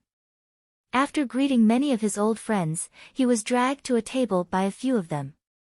As the dishes were served, the scene was very lively with good wine and delicacies. Tan Xiu was a man of few words. Even though the people at his table all had the intention to make friends with him, he simply responded to them. He was concerned about Situ Boyang, the patriarch of the Situ clan. Tan Xiu, I'll take you to toast to my god-grandfather. Ouyang Lulu suddenly put down her chopsticks and said with a smile. Tan Xiu said with a faint smile, since he's your elder, then let's go meet him. It just so happens that I also want to see the Situ clan's patriarch. Ouyang Lulu asked with a strange expression, you want to see God-grandpa? What is it? Tan Xiu smiled faintly and said, you'll know later. Let's go. As the two of them got up and came to Situ Boyang's table, Ouyang Lulu pulled Tan Xiu's arm and smilingly said, God-grandpa, Tan Xiu and I are here to toast you. Situ Boyang turned his head and looked at Ouyang Lulu before his eyes immediately fell on Tan Xiu. After carefully observing him for a while, he nodded with satisfaction and smilingly said, a very good young man, Tan Xiu. Since you're my god-granddaughter's sweetheart, you should get closer to our Situ family later. We'll be closer, Grandpa Situ, Tan Xiu said with a smile. Let me toast you with this cup of wine. Situ Boyang picked up the wine cup and drank it in one gulp with a smile. He then clicked his tongue twice and sighed, the god's nectar produced by your magnificent Tang Corp is simply a bejeweled nectar. The taste is really memorable. Tan Xiu, for the sake of our family's Lulu, can you open the back door for this old man and sell some to me? You must be joking, Grandpa. Tan Xiu said with a smile. If you really like it, I'll tell Kang Xia to send some to you later. Good, good, good. It's really good. Situ Boyang laughed. Grandpa Situ, shall we have a chat after the banquet is over? Tan Xiu said. Situ Boyang stared blankly for a moment before he immediately nodded and smilingly said, all right. You and Lulu can come together and we'll talk about family matters. All right, we won't disturb you then. Tang Xiu complied and then brought Ouyang Lulu back to the table where they had just eaten. Inwardly, he was thinking about the deal with Situ Boyang later. He might not have cared about the existence of the Situ family before, but after today's auction, he realized that he was wrong. The Situ family was a force of the occult sect and had a very close relationship with many occult sect members in the country. He should be able to get many things that were very suitable for him as long as he went through the Situ family. For example, the Situ family was able to take out the Imperial Qin Emperor's Imperial Jade Seal and the 9 Phoenix hairpin in this auction, which showed that the Situ family was very powerful. Perhaps, the Situ family would be able to get some good things in the future. The banquet ended. Tan Xiao and Ouyang Lulu escorted Li Laozhan and Wang Daoyuan out of the hotel and then went to a luxury suite on the 28th floor of the hotel. At this time, Situ Boyang was talking with 2 old men. Upon seeing Tan Xiao and Ouyang Lulu's arrival, he waved his hand and said, "Tan Xiao, you're Lulu's sweetheart, so you're not an outsider. So, please wait for a while. We need to talk about something important. We'll talk again later." "All right." Tan Xiao complied but didn't leave. Instead, he and Ouyang Lulu sat on the sofa in the innermost side. On the sofa in the center of the hall, Situ Boyang extinguished the cigarette in his hand and slowly said, "We must find the tomb map. We're only missing one piece. As long as we find it, I'll go there myself. You must also be prepared. This is definitely a big job for us." One of them, a lean old man in a Chinese tunic suit, nodded and said, "Don't worry. We've actually prepared for it. Unfortunately, we have no way to determine the specific location. But, Brother Situ, is your body capable of performing such a dangerous acupoint sealing mission? You 2 old geezers can do it, so why can't I?" Situ Boyang proudly said. "The 3 of us have searched hundreds of tombs, but we've never encountered an ancient tomb where we can't determine its origin and who's buried there. We absolutely can't let go of such an opportunity."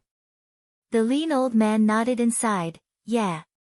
It's a pity that the earth-drilling mouse died. That old geezer was selfish.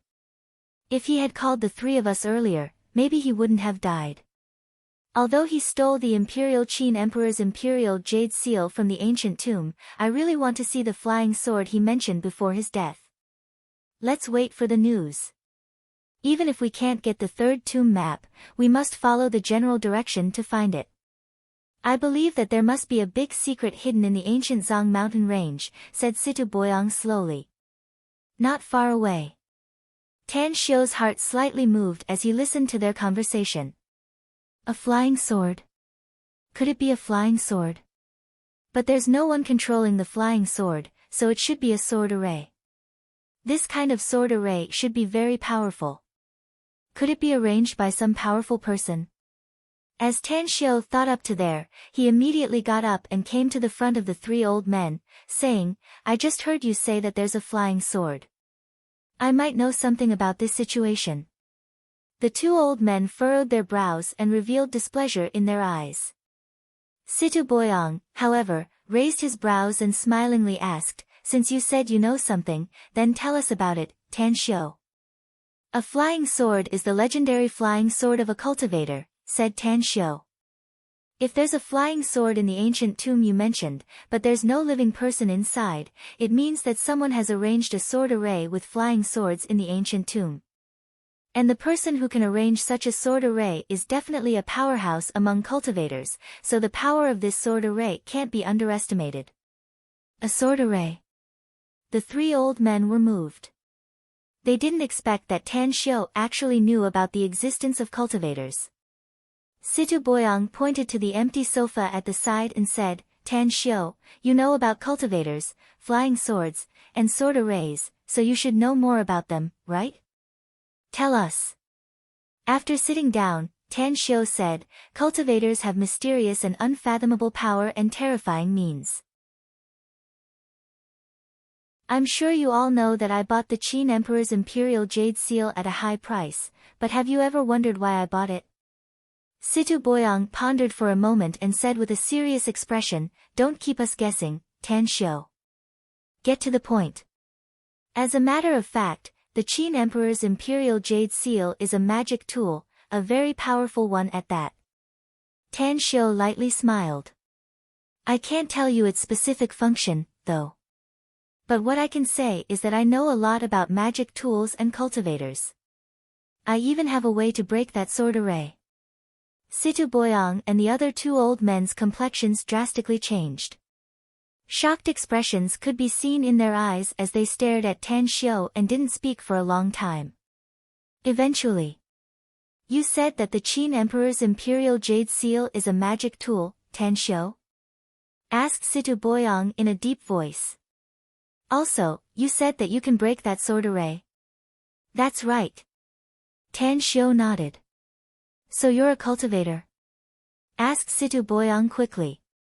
I may not be a cultivator, but I know a lot about them.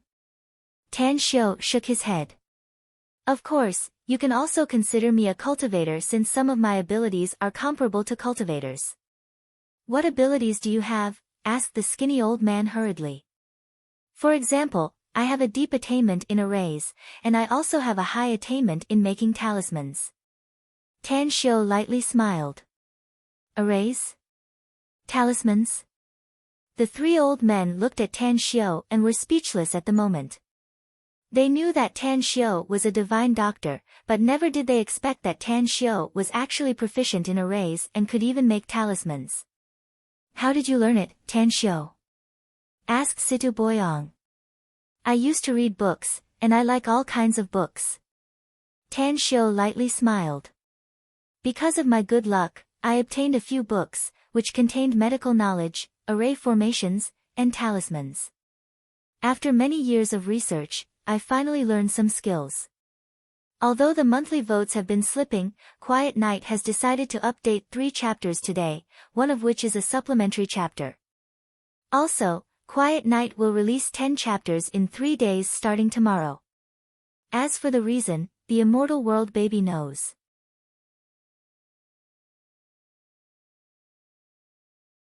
Chapter 507. Situ Boyang and the other two observed Tan Xiu's expression. They could see that Tan Xiu looked calm and didn't seem to be lying. All kinds of thoughts kept churning in their minds. The three of them had known each other for more than 50 years, so they were very familiar with each other.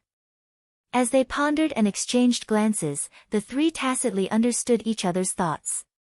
Situ Boyang stroked his chin and said, Tan Xiu, since you're proficient in arrays, I wonder if you're interested in going with us since there's a sword array in the ancient tomb we're going to explore. Don't worry, we'll count all the harvest in the ancient tomb to you. I'm indeed interested in exploring. It's very exciting and fun. Tan Xiu lightly smiled.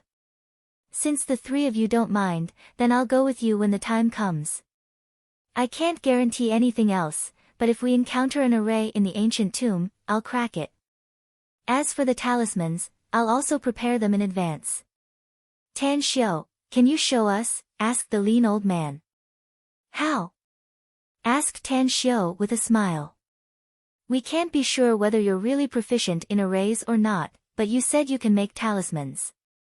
How about you make one tonight and let us see it? Said the lean old man.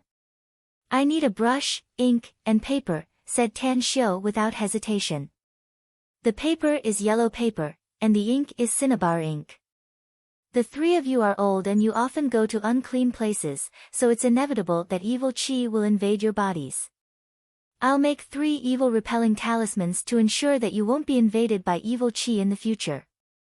The three of them were overjoyed upon hearing it and their attitude toward Tan Xiu turned a bit closer. Evil-repelling talismans. It was the most important thing in the strange doors. Although each of their families had evil-repelling talismans handed down, the number of evil-repelling talismans in their families had been reduced to the extreme with the passage of time. For example, the Situ family only had 3 evil-repelling talismans left. The other 2 families were not as good as the Situ family. Although it was very late now, the Situ family could easily find what Tan Xiu needed with their ability. Ouyang Lulu, on the other hand, sat at the side and didn't speak.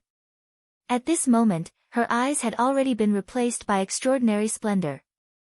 Even though she felt that she already had a great understanding of Tan Xiu, she still never imagined that Tan Xiu was actually able to craft talismans. He could even walk into the circle of the elders of the strange doors. Outstanding. She felt that Tan Xiu was simply too outstanding. He was simply perfect and flawless. When the brush, ink, paper, and inkstone were brought to Tan Xiu, she and the other 3 old men sat quietly at the side, watching Tan Xiu concentrate on drawing the strange characters. His painting technique was as smooth as moving clouds and flowing water. His brushstrokes were like dragons and snakes, and his words were like dancing dragons and dancing phoenixes. Although they looked extremely complicated, there was an indescribable charm to them. Half an hour later, Tan Xiu made 3 evil-warding talismans. The talisman looked ordinary, but when Situ Boyang and the other 2 held it in their hands, they could feel a chill in their hands. That's right, it's an evil-warding talisman. Situ Boyang's eyes lit up, and his eyes were rippling with excitement. The lean old man's skinny palm slightly trembled while holding the evil-warding talismans. His wrinkled face was full of excitement as he muttered to himself, "It's been 100 years. I've never heard of anyone being able to make these evil-warding talismans. The number of people in our strange doors is very small, and the things passed down by our ancestors are even fewer. I thought that this kind of evil-warding talisman would only be used once, but I never thought that our strange doors' evil-warding talismans could be made even more."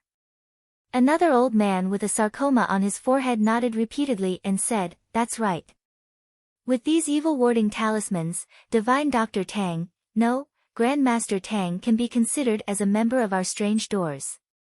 The 3 of you are Tang Xiu's seniors, so it's reasonable to say that you know more than me," said Tang Xiu with a smile.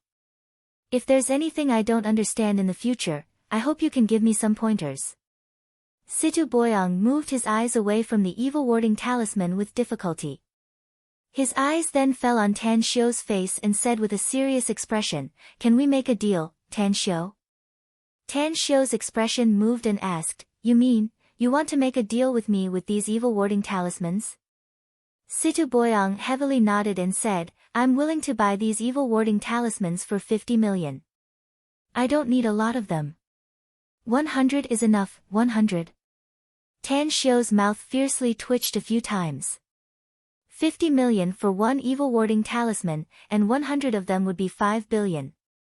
How could this thing be so valuable in the eyes of these strange doors people? The lean old man also said without hesitation, "My Jin Men clan needs 50 of them. The price is also set at 50 million each. What do you think, Grandmaster Tang?" "I also need 50 of them," another old man said in a deep voice.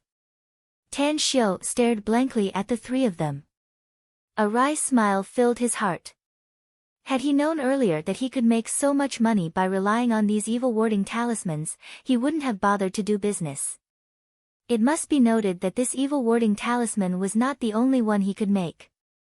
With his current cultivation, he could also make dozens of other talismans. If each of them could be sold at such a price and in such quantity, he would probably become one of the richest people in the country, wouldn't he? Tan Xiu looked at the lean old man and the old man with a sarcoma on his forehead and asked, "How should I address these 2 seniors?" "Jin Men Tian. Li Yuan." "Senior Jin Men, Senior Li," said Tan Xiu. "Give me 3 days and I'll definitely hand over 50 evil-warding talismans to each of your clans." Jin Men Tian clapped his hands and smilingly said, "Great. That's great. Grandmaster Tang, let's exchange our contact information. I'll prepare the money when the time comes." "Me too." Li Yuan was pleasantly surprised. "All right," Tan Xiu said with a smile. At the side, Situ Boyang looked at Tan Xiu in a daze. Suddenly, he seemed to realize something and said, "2 brothers, the matter we discussed has been decided. We'll immediately set off to the ancient tomb after we find the 3rd map.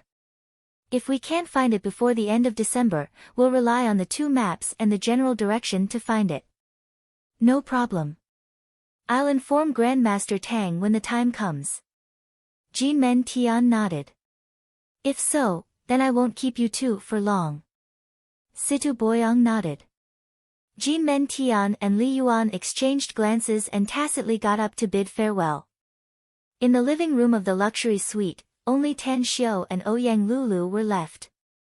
Situ Boyang returned to Tan Xiu and took a seat, saying, Tan Xiu, you said you wanted to talk to me before. What is it? Tan Xiu said with a smile, Grandpa Situ, your Situ family has been running the imperial capital's black market auction for so many years. You should have some special channels to find those strange and bizarre things. Can we discuss this? If your Situ family can find those things and let me pick them in advance, I'm willing to spend a lot of money to buy them. Of course, if you don't want to, we can also cooperate in other ways. Situ Boyang squinted his eyes and asked, tell me about other ways of cooperation. For example, exchanging items, said Tan Xiu.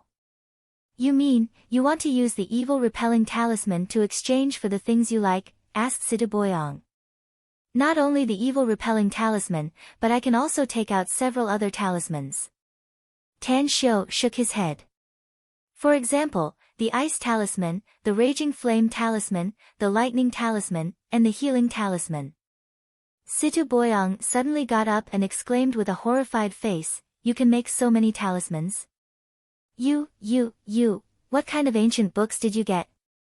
You don't need me to tell you what kind of ancient books I got, said Tan Xiu with a smile. I just want to ask you if you're willing to cooperate with me like I said. Situ Boyang gasped a few times and resolutely said, no problem. As long as you can really take out these talismans, the Situ family's treasure vault will be open to you. Then let's happily decide, said Tan Xiu with a smile. As for the evil repelling talismans you want to buy, I can promise to sell 100 of them to you. But I have a condition. Say it. Situ Boyang's eyes turned red at the moment. His Situ family was one of the occult families, and they needed these magical talismans very much. At this moment, he would agree even if Tan Xiu asked for his life. Because once the Situ family could get so many talismans, it would definitely make the Situ family's strength soar and give more benefits to the future generations. You should already know that I spent 3.1 billion to buy the Qin Emperor's Imperial Jade Seal and the 9 Phoenix Hairpin, said Tan Xiu. The total value of 100 evil-repelling talismans is 5 billion. I only need the Situ family to return the 3.1 billion to me and let me pick 2 things from your Situ family's treasure vault. Then, our deal will be considered complete. Situ Boyang stared blankly.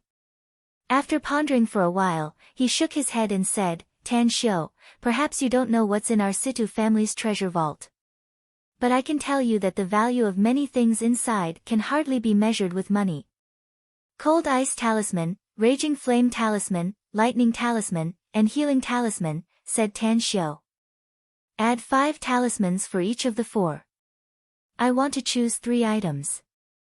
Situ Boyang's complexion constantly changed as countless thoughts churned inside his mind. The conditions put forward by Tan Xiu caught him off guard. He was excited and nervous at the same time. But more than anything else, he could see that the Situ family was about to move towards glory, and their status in the occult doors would rise steadily in the future. Could he agree to it? If he didn't, let alone the Cold Ice Talisman, Raging Flame Talisman, Lightning Talisman, and Healing Talisman, he wouldn't even be able to get the Evil Repelling Talisman. But if he agreed to it, then those things in the treasure vault, especially those things, would be picked by Tan Xiu, a few minutes later. Situ Boyang looked up as if he had made up his mind. He looked at Tan Xiu and said, I agree, but you must promise me one thing. Please say it. Tan Xiu was delighted inwardly. Since Ji Men Tian and Li Yuan already know that you can make evil-repelling talismans, then forget it, said Situ Boyang. But you must never let them know about the other 4 talismans. If you want to sell those 4 talismans, you must go through our Situ family. Our Situ family will take a 10% commission for every transaction in the future. Deal. Tan Xiu clapped his hands and said with a smile. Don't forget to throw down your monthly ticket, dear.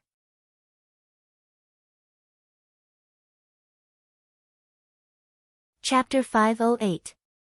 As the saying goes, people are in high spirits when encountering happy events. Tan Xiu was in a very good mood. After participating in the imperial capital's auction fair, he had a deal with the Situ family's patriarch, Situ Boyang. His harvest was quite good, which made him very excited. He even began to look forward to seeing how many good things were in the Situ family's treasure vault. On the way to the Situ family's land, Tan Xiu turned on the music in the car, letting the wonderful notes wander in the car. Tan Xiu, I'm really happy for you. Sitting on the front seat, Ouyang Lulu spoke with a smile on the corner of her mouth. Her eyes sparkled with undisguised adoration. Tan Xiu glanced at her and lightly smiled. I'm actually very happy, but I'm afraid I'll be doused with cold water later. Are you talking about the Situ family's treasure vault? Ouyang Lulu laughed. That's right. Tan Xiu nodded. I gave up billions of wealth to pick 3 good things from the Situ family's treasure vault. If I don't get something satisfactory in the end, I'll lose a lot. Ouyang Lulu clenched her fists and seriously said, Tan Xiu, I think you can rest assured about this issue. The Situ family's heritage is very deep. To be honest, even I can't figure out the Situ family's history.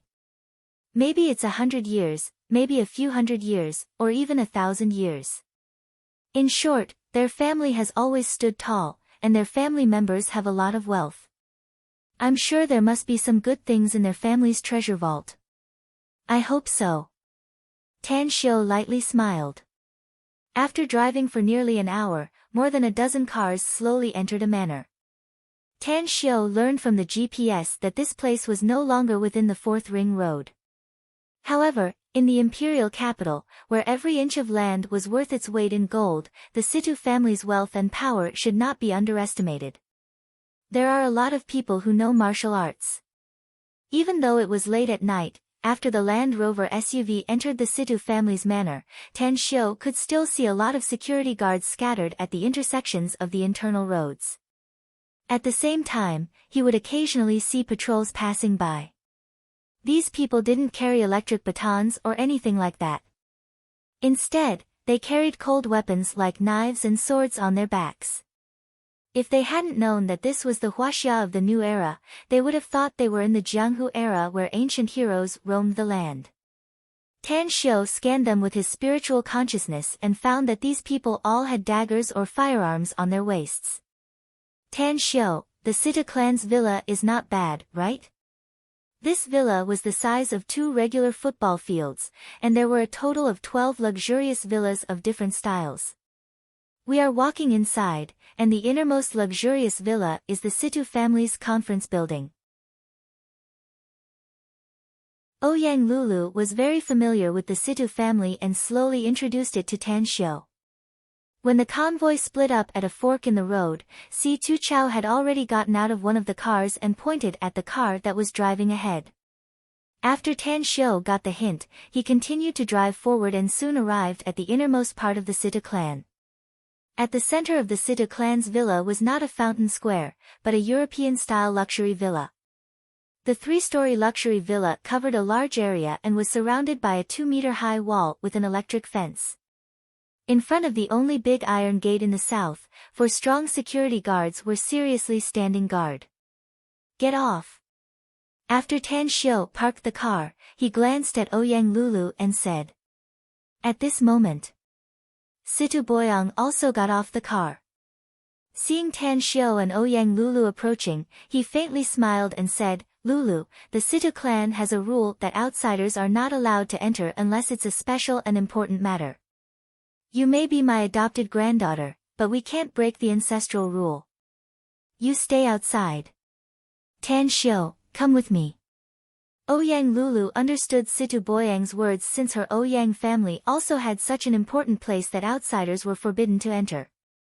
After nodding, she waved and said, Tan Xiu, I'll go to my place first. It's a villa in front. Remember to find me after you're done with your business. All right. Tan Xiu nodded. As Ouyang Lulu left, Situ Boyang smilingly said, Come with me, Tan Xiu. I hope you'll always keep what you've seen and heard in my Situ family in your heart. I understand. Tan Xiu gently nodded. As the electric iron gate slowly opened, Situ Boyang led Tan Xiu inside. Inside the courtyard, there were still 4 stalwart men standing guard. Tan Xiu found that there were at least 20 experts inside and outside this luxurious villa. Interesting. There's even an elevator in this 3-story villa. Tan Xiu followed Situ Boyang to the elevator door on the left side of the hall and said with a faint smile. Situ Boyang faintly smiled.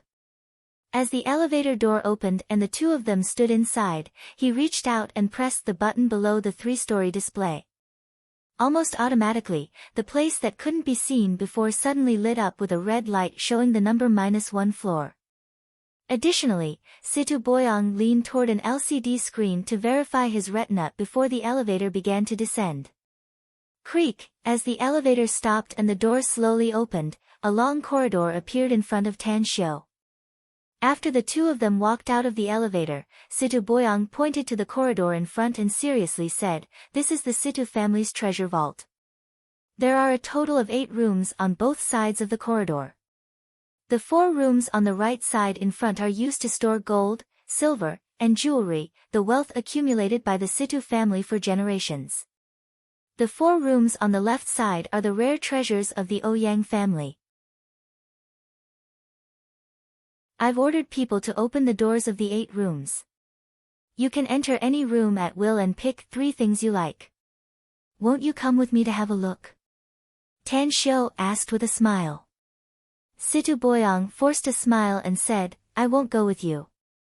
I'm afraid that I'll be distressed if you pick something good. I'll wait for you here." Having said that, he walked to the sofa and directly sat down. Tan Xiu took a deep breath and walked inside. He had spent billions to get this opportunity, so he didn't want to waste his time. At the same time, he also released his spiritual sense.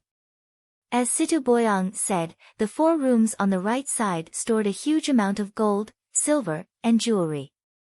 The first room on the left side was filled with antiques, calligraphy, and paintings. There were a lot of things in the remaining 3 rooms. After all, each room was 40 to 50 square meters in size. There was a row of cabinets on the walls around the room, with 2 rows of long glass tables in the middle. The things inside were clearly visible under the soft illumination of the light. Huh? Tan Xiu's expression slightly moved. He directly strode into the second room on the left side and deliberately looked around for a few minutes. He constantly observed the things and finally came to the item that had been locked by his spiritual sense. It was an ancient bronze lamp with a rusty surface. It was inconspicuous among the many items in the room. However, Tan Xiu keenly observed that there was a Buddhist saraira inside the ancient bronze lamp. This Buddhist saraira had been specially refined by someone. Even though it had been in the ancient bronze lamp for many years, the spiritual power inside it was still intact.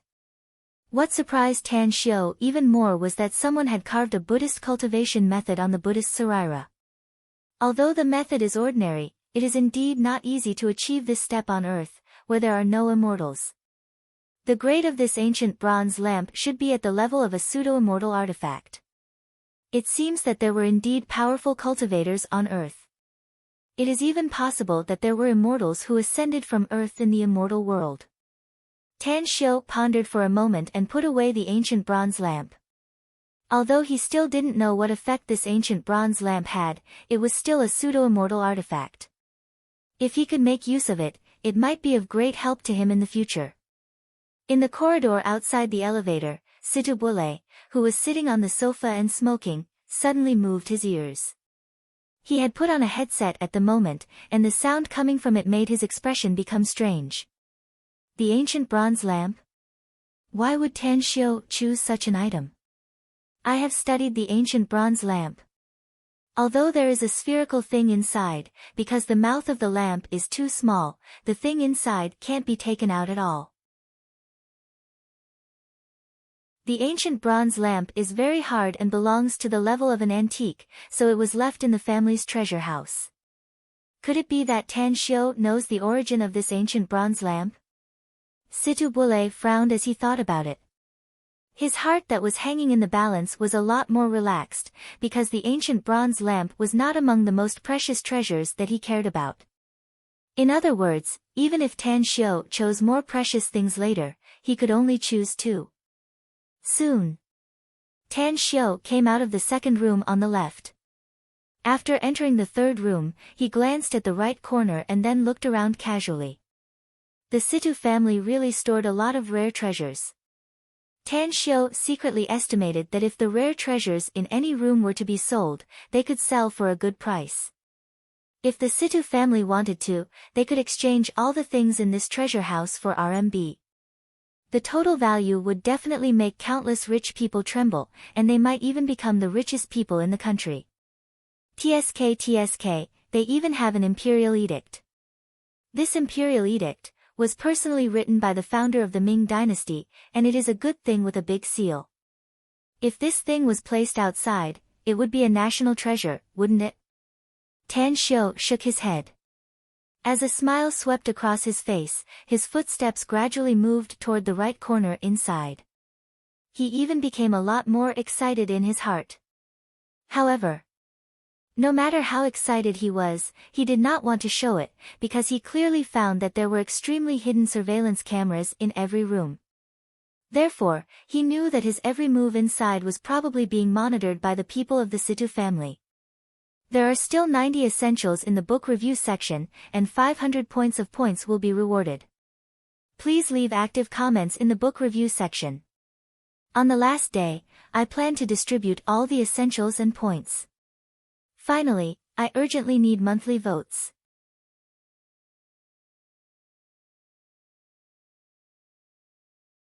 Chapter 509. The mouth of the green guanine vase was sealed by a beautifully carved jade stopper without the slightest gap. The surface of the guanine vase was engraved with strange characters, which were used by many cultivators with ordinary cultivation to engrave talismans. What made Tan Xiu excited was not the characters on the surface, but what was inside the jade bottle. It was a drop of golden, glistening yellow liquid, the size of a marble, lying quietly inside. After holding the guanine vase in his hand, Tan Xiu's expression changed slightly because he keenly sensed that this small guanine vase weighed hundreds of kilograms. If it was an ordinary person, even if they exerted all their strength, they would not be able to lift it. Huh? Tan Xiu frowned. To his surprise, he could not pull the jade stopper at the mouth of the vase with his strength of 10,000 kilograms. After observing for a moment, Tan Xiu finally realized that the runes engraved on the surface of the vase actually formed an array formation on the surface. This array formation was very strange. Even though he was experienced and knowledgeable, he did not know its function without in-depth understanding. This is it. Because of time constraints, Tan Xiu did not immediately study it. Instead, he directly put it away and walked to the fourth room on the left. Although he did not find anything special with spiritual power fluctuations in his divine sense, he still carefully observed for a long time. However, to his disappointment, he did not find anything special. Finally, his eyes fell on a golden dragon head. This dragon head was very big, made of gold, and the carving was even more exquisite. Tan Xiu moved it and found that it weighed more than 200 kilograms. In the corridor outside the elevator, Situ Boyang, who was sitting on the sofa, had a smile on his face. He was very satisfied with the second item that Tan Xiu chose. Although he also felt that the guanine vase was very strange, with a small bottle weighing hundreds of kilograms, their Situ family had studied it for 7 or 8 generations, but no one had been able to study it thoroughly. Therefore, he did not feel much heartache that the guanine vase was chosen by Tan Xiu. Patriarch, the third item that Tan Xiu chose is our family's golden dragon head. The voice of the family member in the monitoring room came from the headset. What? Situ Boyang was stunned, and his expression changed drastically. He instantly jumped up from the sofa and rushed into the corridor. His speed was very fast, and he didn't look like an old man at all. When he rushed into the fourth room on the left and saw Tan Xiu coming out with the golden dragon head, he immediately shouted, "Tan Xiu, can we make a deal?" You give up this golden dragon head and I'll let you pick 2 more things. Tan Xiao shook his head and smilingly said, Grandpa Situ, we've agreed before that you won't stop me no matter what I choose. Now that the 3 items have been chosen, you won't regret it, right? Situ Boyang's mouth fiercely twitched a few times. He finally looked at the golden dragon head that Tan Xiao was holding with a distressed expression. After stroking it for a while, he bitterly said, although this Situ Boyang is very distressed, I'll never regret my words. The ancestors of the Situ family have spent a great deal of effort and paid a huge price for this golden dragon head. It almost caused the Situ family to be exterminated hundreds of years ago. I never thought that I would lose it in my hands today. Isn't it just a golden dragon head cast from gold? Tan Xiao smilingly said. Your Situ family has a lot of gold. At worst, you can just cast it again. What the hell do you know? Situ Boyang opened his mouth and finally shook his head with a bitter expression.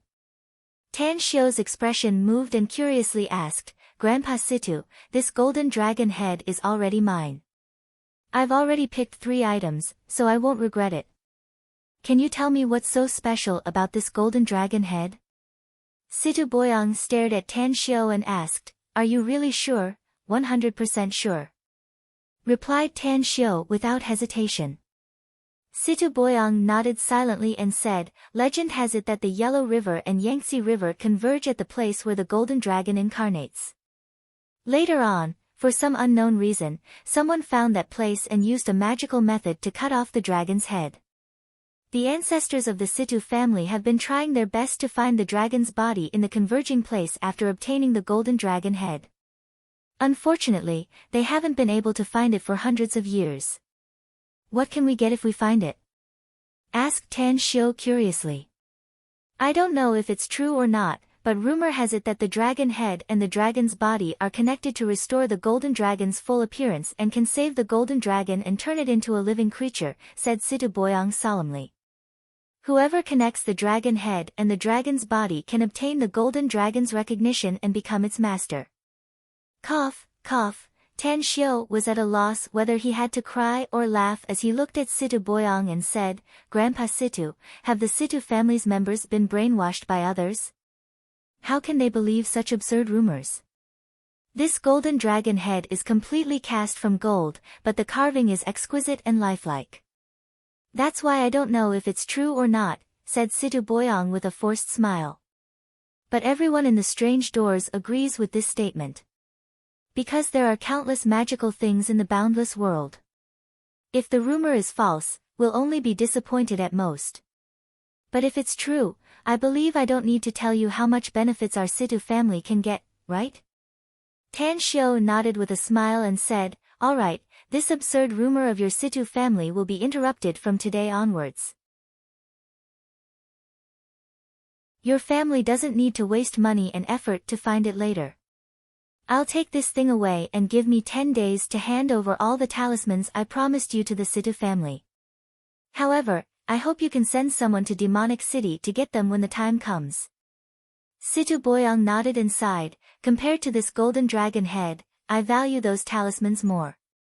Since we've agreed on this beforehand, these 3 items are all yours. Just put them here first. I'll send someone to help you carry them out. No need, said Tan Xiao with a smile. Please help me carry the ancient bronze lamp and the guanyin vase. I can carry this golden dragon head. Do you think I can carry that guanyin vase? Situ Boyang forced a smile. Tan Xiao stared blankly for a moment before he couldn't help laughing and said, Indeed. This guanyin vase is very strange. I found that it's heavier than this golden dragon head. All right. I'll have to trouble Grandpa Situ to send someone to move this golden dragon head to my car. All right. Situ Boyang replied. 10 minutes later. The 4 stalwart men moved the golden dragon head to Tan Xiao's Land Rover. Since the trunk couldn't fit it, Tan Xiao brutally tore the back seat of the car and put the golden dragon head inside. As for the guanyin vase and the ancient bronze lamp, he quietly put them into his interspatial ring. Tan Xiao, go to Lulu's place. She's waiting for you. Situ Chow had already arrived and was waiting outside the courtyard. With a distressed expression, he looked at the four clansmen putting the golden dragon head into Tan Xiu's car. Only then did he try to calm down his mood and squeezed out a smile. With this thing in the car, I don't dare to leave easily. Tan Xiu said with a smile. Anyways, I'll call Lulu and ask her if there's anything else. If there's nothing else, I'll go back first. After saying that, he dialed Ouyang Lulu's number and told her about the golden dragon head. She didn't ask Tan Xiu to go to her place, but told Tan Xiu to be careful on the road. It was already midnight when he returned to the Tang family's ancestral residence. To Tan Xiu's surprise, his grandfather, Tang Guosheng, and his father, Tang Yunda, were still awake. Both of them were sitting on the sofa in the living room and chatting. The fragrance of tea filled every corner of the living room. Grandpa, Dad, you haven't rested yet? After entering the door, Tan Xiu said with a smile. You're going back to Shanghai tomorrow, aren't you? Tang Guosheng said with a smile. That's why we're waiting for you and have a chat with you. That's right, where did you go today? Ding, Tang Xiu's cell phone's ringtone sounded as several text messages were sent at the same time. He didn't hurry to reply to Tang Guosheng. Tan Xiu took out his mobile and looked at it. A strange expression suddenly appeared on his face. It was because he found that two huge sums of 2.5 billion had been transferred to his account. Moreover, the remaining two short messages were sent by Ji Mentian and Li Yuan. They said that they believed in Tan Xiu's character and transferred the money to him in advance. Tan Xiu looked up and said with a smile, I went to participate in a black market auction and got a good harvest. Tang Guosheng's expression moved and asked, did you participate in the Imperial City's auction held by the Situ family? That's right. Tan Xiu said with a smile. The Situ family has a deep heritage and it's very difficult to estimate their family's strength. It's estimated that even our Tang family is not much stronger than the Situ family. Every few years, they hold an auction in the Imperial City. To put it bluntly, it's a black market auction. Most of the things auctioned are things that can't see the light of day. The reason why the major families in the Imperial City turn a blind eye to the Situ family is because the Situ family is a member of the occult sect. Xiu, I'm very curious. Why did you think of participating in the auction held by the Situ family? Tan Xiu told him about Li Laoshan's request for help. Finally, he said with a smile, I didn't expect that Wang Daoyuan would turn hostility into friendship with Li Laoshan so easily. However, since their matter has been resolved, it can be said that I've accomplished my mission. You did a good job. Tang Guosheng nodded and smilingly said. That's right, you haven't told me what harvest you got today. The Qin Emperor's Imperial Jade Seal and the 9 Phoenix Hairpin. Tan Xiu said with a smile. I spent 3.1 billion to buy these things in the auction. What? Tang Guosheng and Tang Yunda looked dull at the same time. 3.1 billion. He actually dared to spend 3.1 billion in an auction. Wasn't this too extravagant? If he could make money, he could spend it. Tang Guosheng suddenly felt that he had made a mistake by handing over 50 billion yuan to his grandson. He spent so much money that even 50 billion wouldn't be enough for him to toss and turn.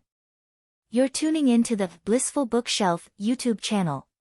We're so grateful for your support and don't forget to subscribe to join us on this incredible journey through captivating stories.